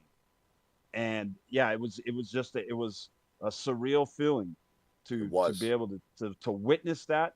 And then, I had to think back to when Damon decided to make this personal, because his actions by using that Sister Abigail that set everything in motion for, you know, it turned the wheels inside the head of Sin Bodhi, you know, because of the personal nature that Damon Ace made this match. It turned the sick, twisted mind started really turning of Sin Bodhi to make this match and to have everything in his mind that he wanted to do to Damon Ace. So Damon Ace, he's at fault for what happened to him during this matchup. He's at fault because if he hadn't made this personal, I don't think it would have gone this way. I don't think it would have been this brutal, this violent. But because he decided that he wanted to do Damon Ace things and try to make it personal and do what he did, it backfired on him. And he ended up losing his title because Sin Bodhi just had that extra motivation. And also what we saw at the end, after he hit the Abigail, got the 1, 2, 3, and we saw the tribute to his late great friend Bray Wyatt. You know, the whole crowd at the Wimmer had their phones out, the Fireflies were out, and it was awesome. It was a great moment. Yes. To watch Sin Bodhi celebrate not only him winning the NRW title, but also paying tribute in a great way to Bray Wyatt. It was just an awesome moment. And yeah, it's something I'll never forget. Dean, when you sanctioned this match, did you think it was going to get this violent? Yeah, no, so there's a few different ways to look at this match, a few different perspectives. One is from a competitor standpoint. For me, I was like, I will never challenge anybody for the NRW championship because I don't want to go through that ever. Anything even like that. Good decision, sir. Yeah, I'm good. I don't think I want to challenge for that title. As the president of this company, there's a whole litany of things going through my head. The main thing is, please don't let these two kill each other. A lot has happened, and no one's going to argue with this. Has happened on my watch as president. This would have been a really big black eye if something bad were to happen. And that's the risk we take with the NRW championship and the division and what it entails to challenge for that championship. It is as sick and twisted as the man or woman. We've never seen a woman hold it, but there's no saying that can't happen in the future. It's really as twisted as it can be. And now that championship is in the hands of Sin Bodhi. So if this is just a precursor to what the Sin Bodhi NRW championship reign is going to be like, I think we are all in for a wild and crazy ride. Machetes and fireworks be damned. Machetes. I can't even believe we're real machetes. Machetes. My daughter was in the crowd for this and was scared for her life when they broke out the machetes. So what else does the Warlord of Weird have in store? I feel like we're about to find out, guys. Because he is now your NRW champion, so he makes the stipulations now. Yeah. And Coastal, this must have been your favorite match of all time, dude. Dude, so honestly, all joking aside, Sin Bodhi is terrifying. The fact he came out with no makeup on, that's scarier to me. Because it was nothing about like his aura. It was, I'm just going to come beat you up. And that's what he did. We saw everything from machetes to Windex. Let's not forget that both of them got faces full of Windex at one point. That's true, too. I saw it really be described as the most insane Wile E. Coyote moment I've ever seen in my life, where Damon almost blew himself up to blow up Sin Bodhi under the ring. Like, the man almost blew up, and he's turning around and he's laughing. He is laughing to the crowd because he doesn't care. These two guys are absolutely crazy. The only thing they wanted to do was inflict the most amount of pain they can. And I know this because Damon smiled at the crowd before he stapled Sin Bodhi in the unmentionables.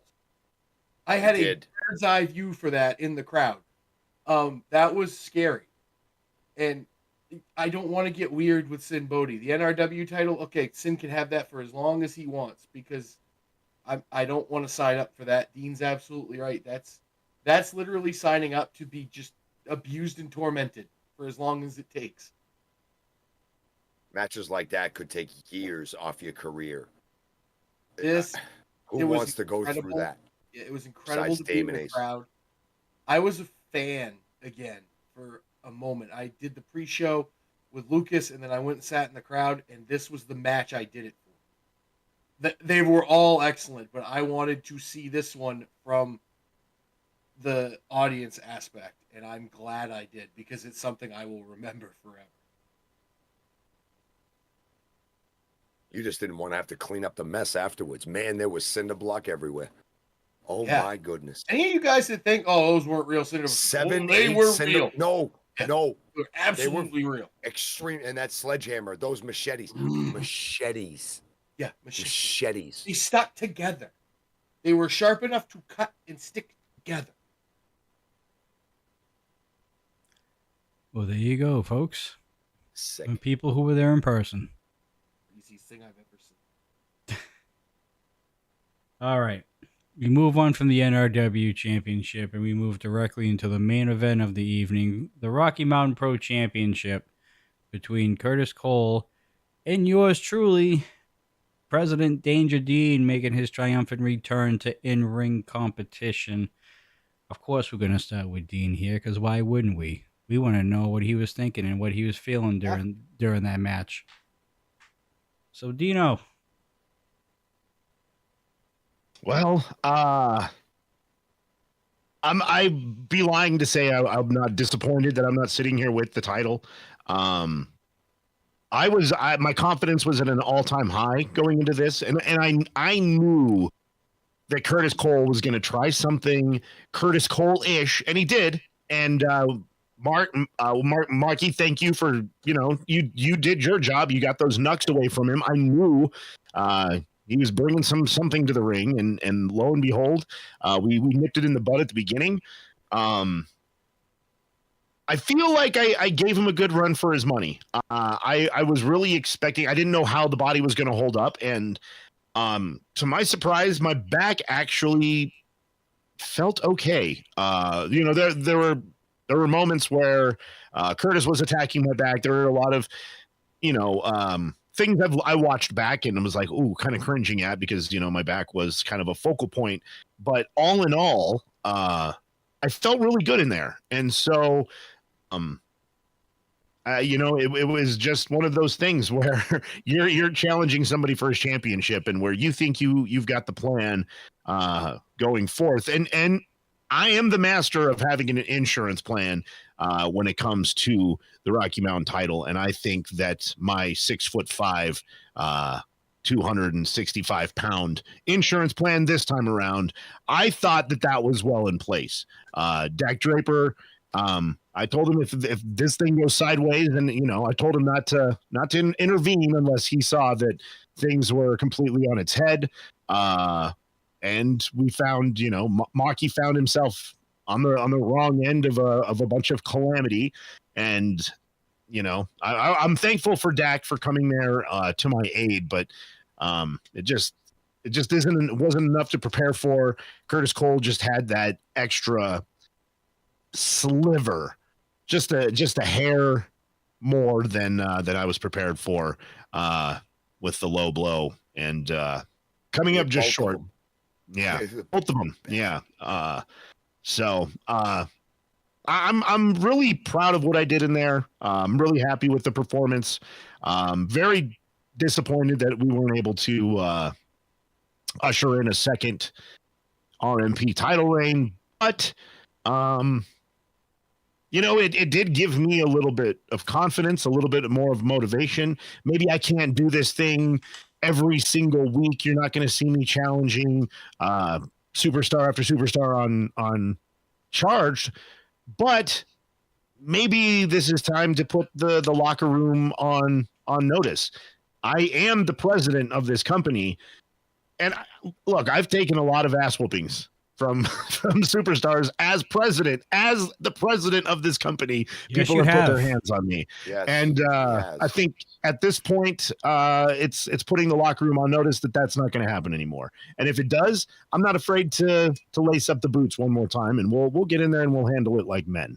So where I did come up short as far as a championship, I did gain a little bit of confidence in my future, and that is me saying that I'm not done yet. So There it is, folks.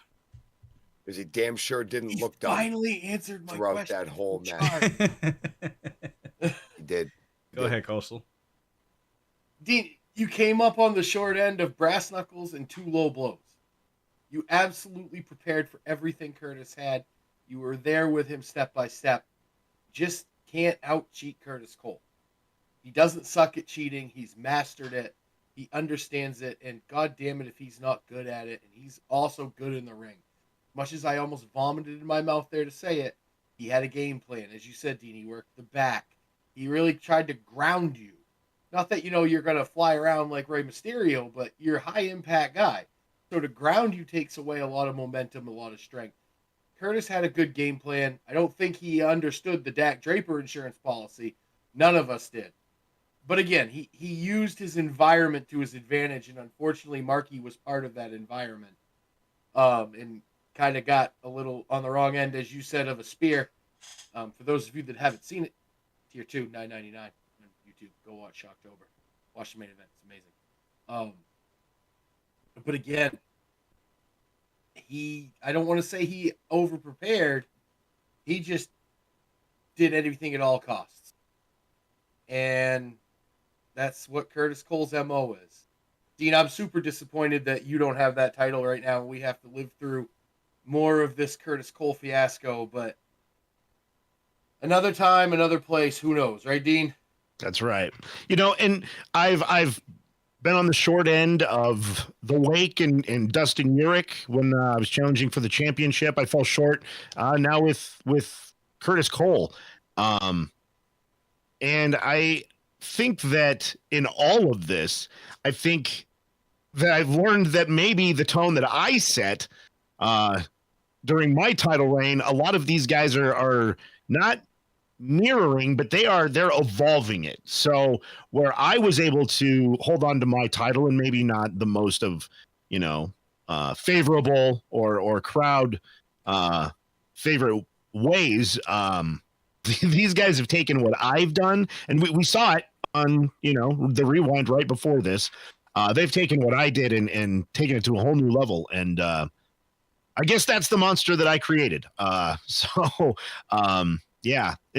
much of an asshole Curtis Cole is, he's as equally as talented. So there's a lot to accommodate for.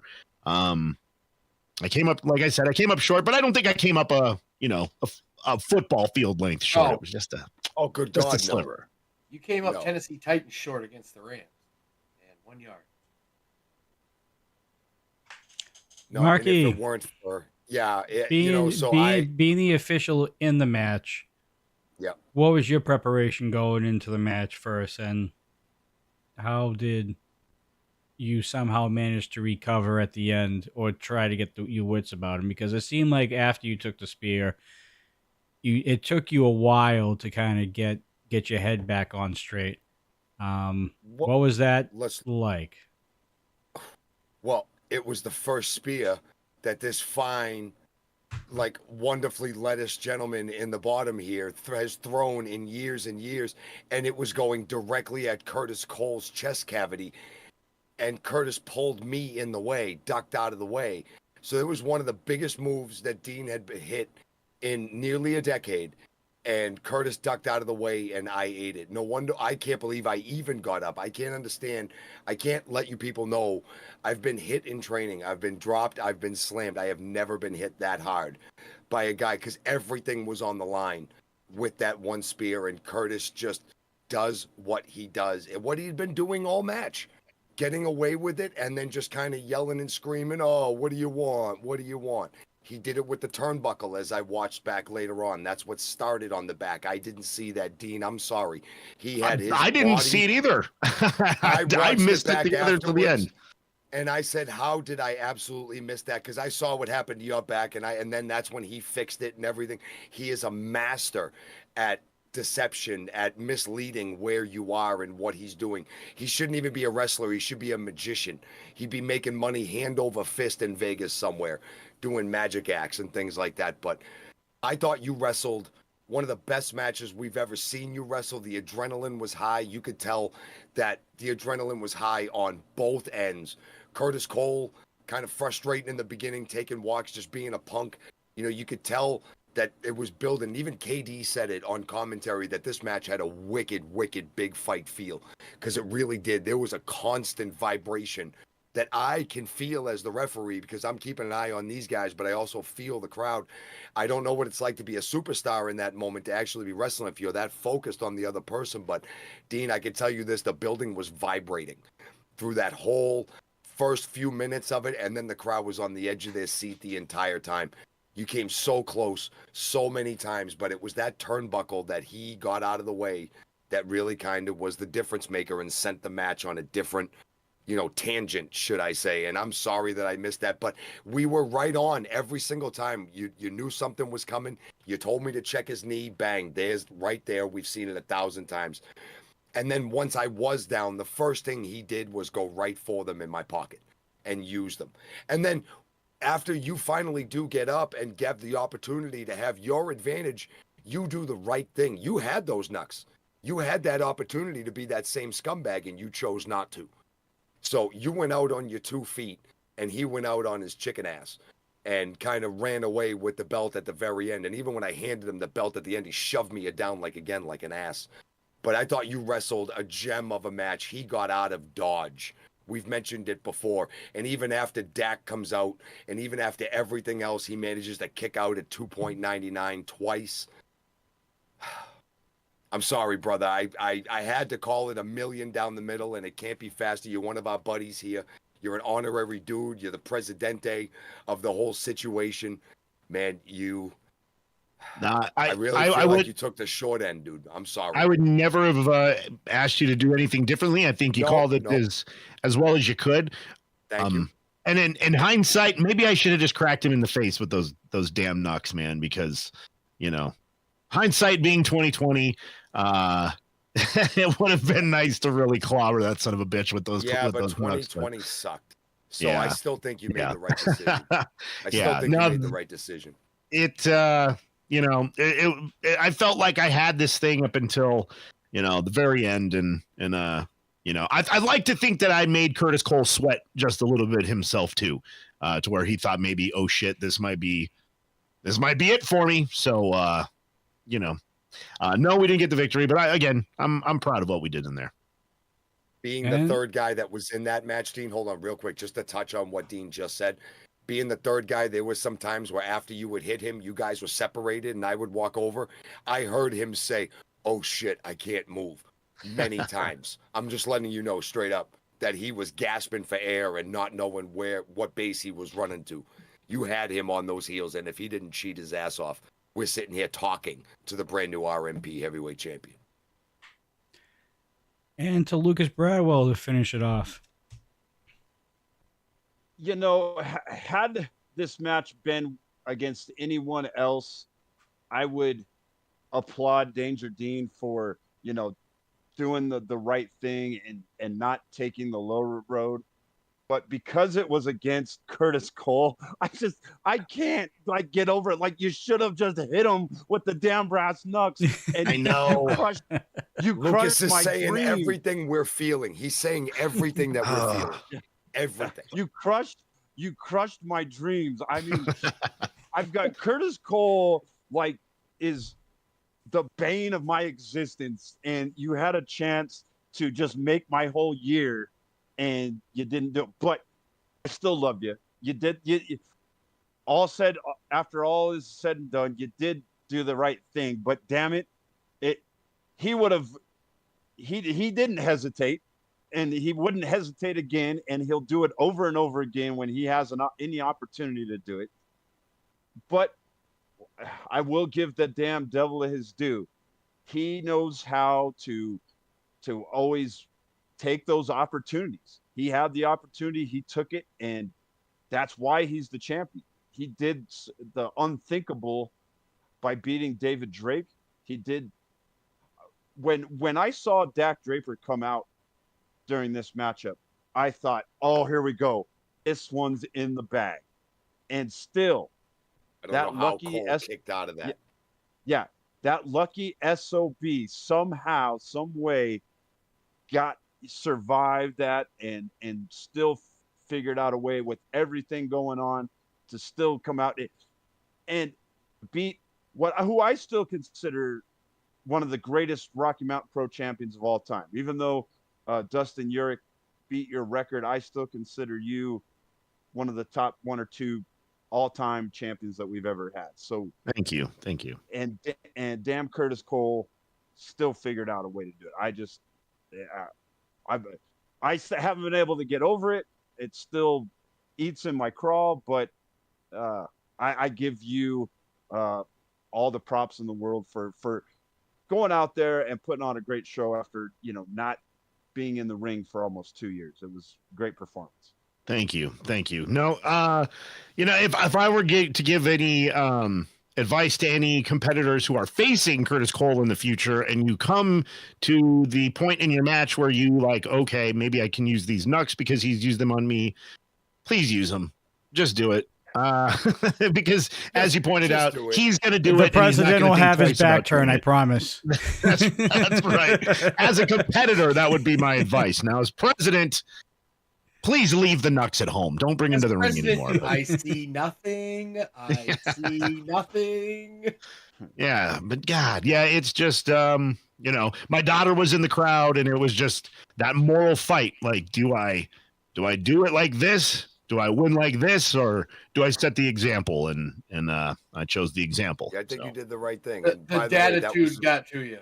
Yeah. No, that was a beautiful moment in the beginning really of that match when you saw your daughter and you hugged your daughter before that match. As a dad, that was a beautiful moment. It was good stuff. I couldn't have had a better person in my corner that night for sure.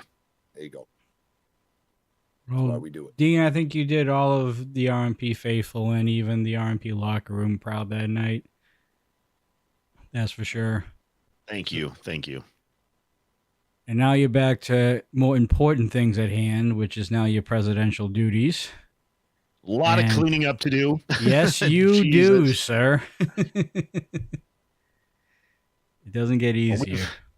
Yeah, I've been able to kind of get my feet back under me, and I think we'll start seeing some order here again in the weeks to come. Now that I've got my focus back, so strap in because the end of 2023 is about to be wild.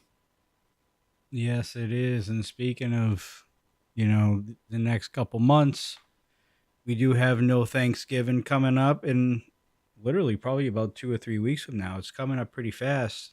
And we already have one match confirmed, and it has no championships involved. It is Remy D going up against CBD finally at No Thanksgiving. That's guaranteed to happen on November 2nd.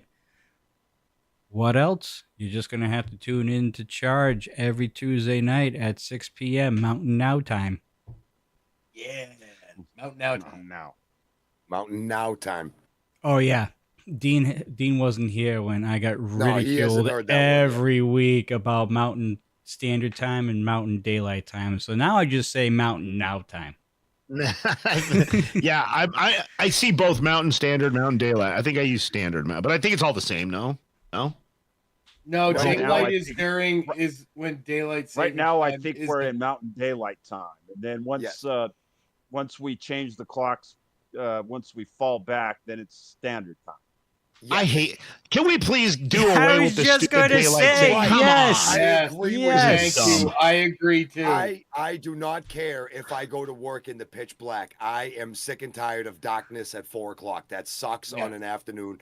I have no problem going to work and working all day in half the darkness and then having 2 or 3 hours of daylight in the end afterwards. The hell with this fallback. Yeah. I hate it. Mountain Now time. No, yeah, it sounds more Now time. Yeah, see, there you go. Yeah, see, sounds right.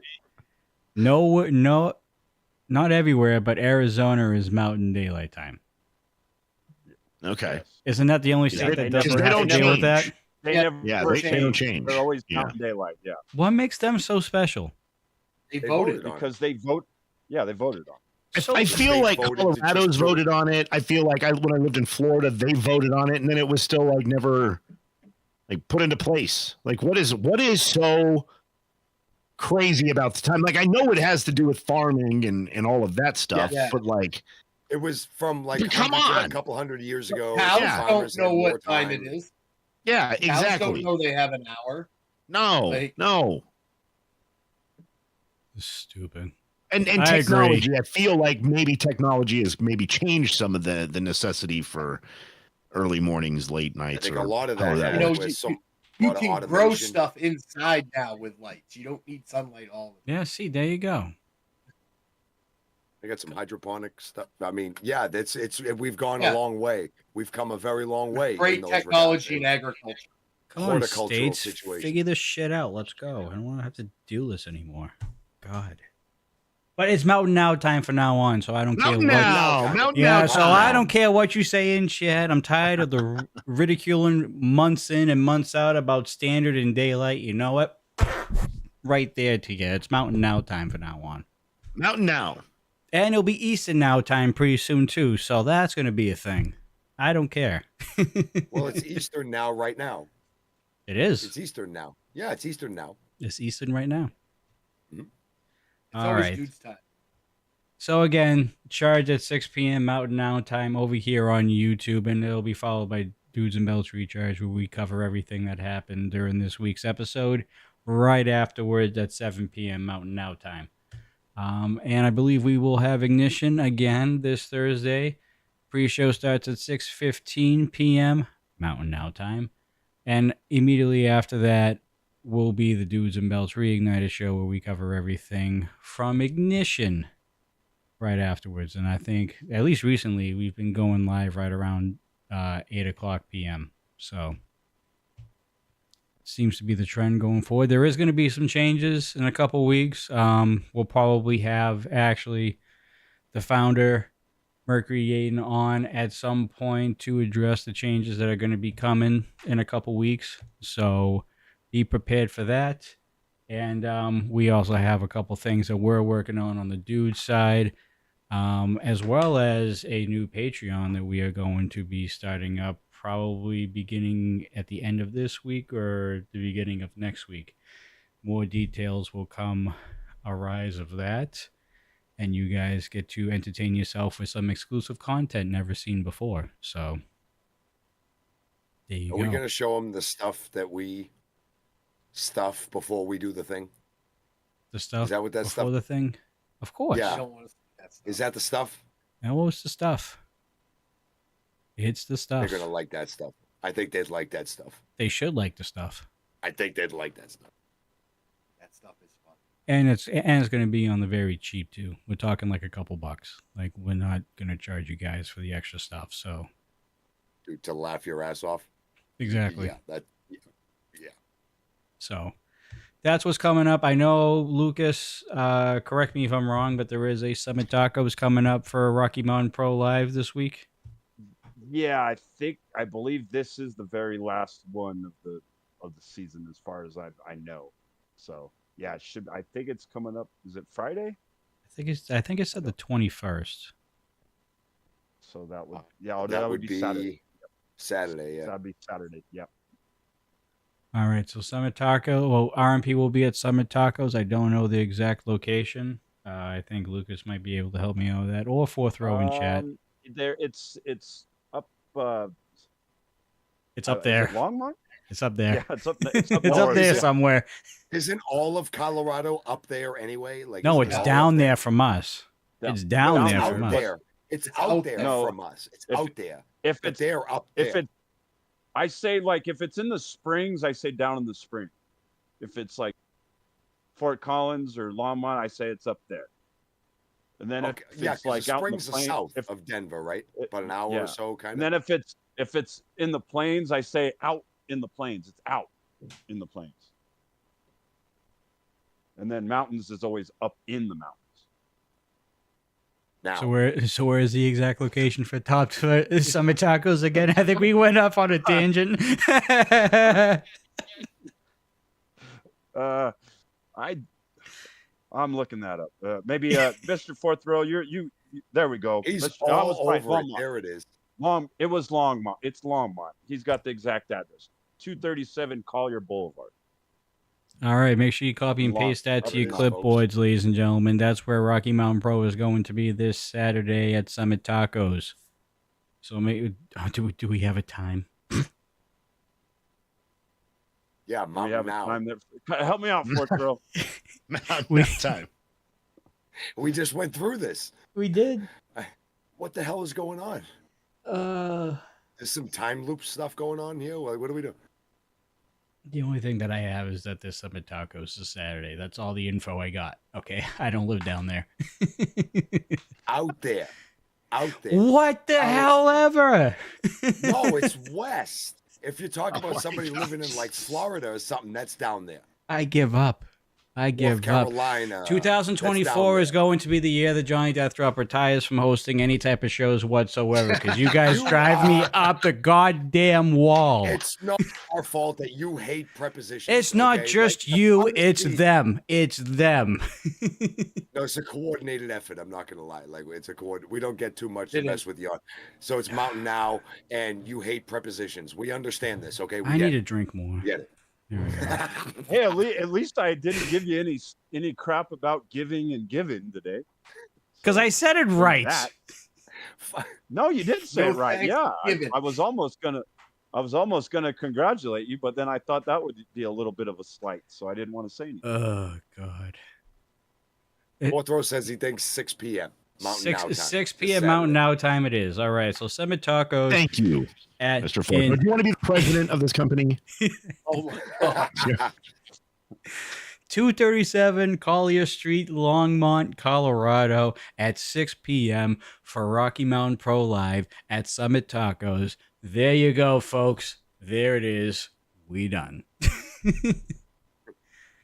We are done here. Okay. And of course, we have the rewind every Sunday with Lucas Bradwell, Coastal Markey. And from time to time, it looks like Danger Dean will be hopping on whenever he's free. So welcome to the crew, sir. Thank you, sir. Absolutely, bro. Thank you. As much as you could. That'd be great. Yeah. I've got to relive my glory days, guys. This is it.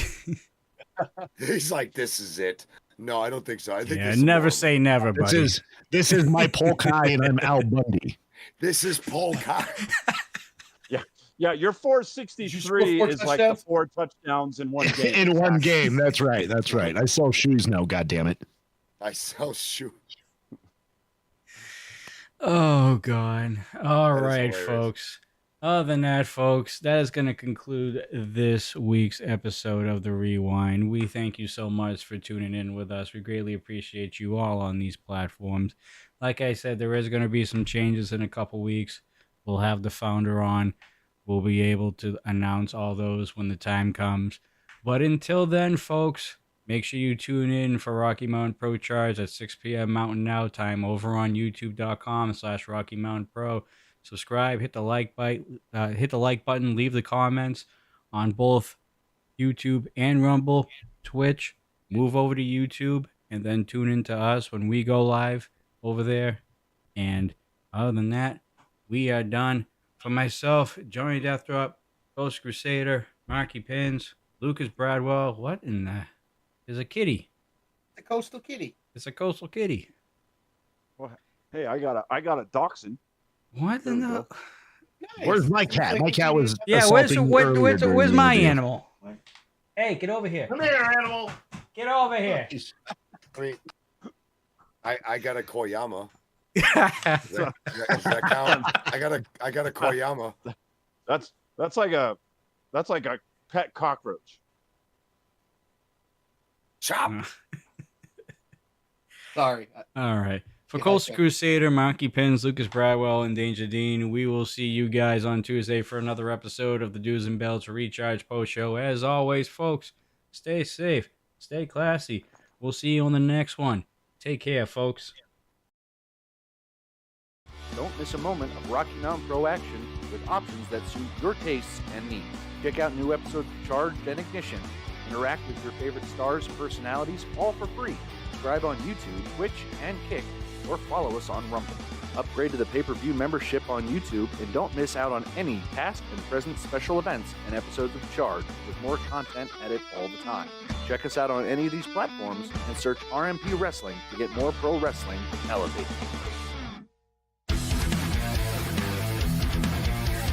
Gregory Rise locked in, and this time he catches all of it. World's prettiest elbow, you saw it here on Charge.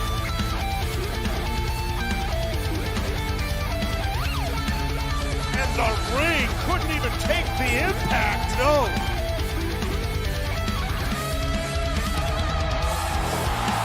What a frog splash.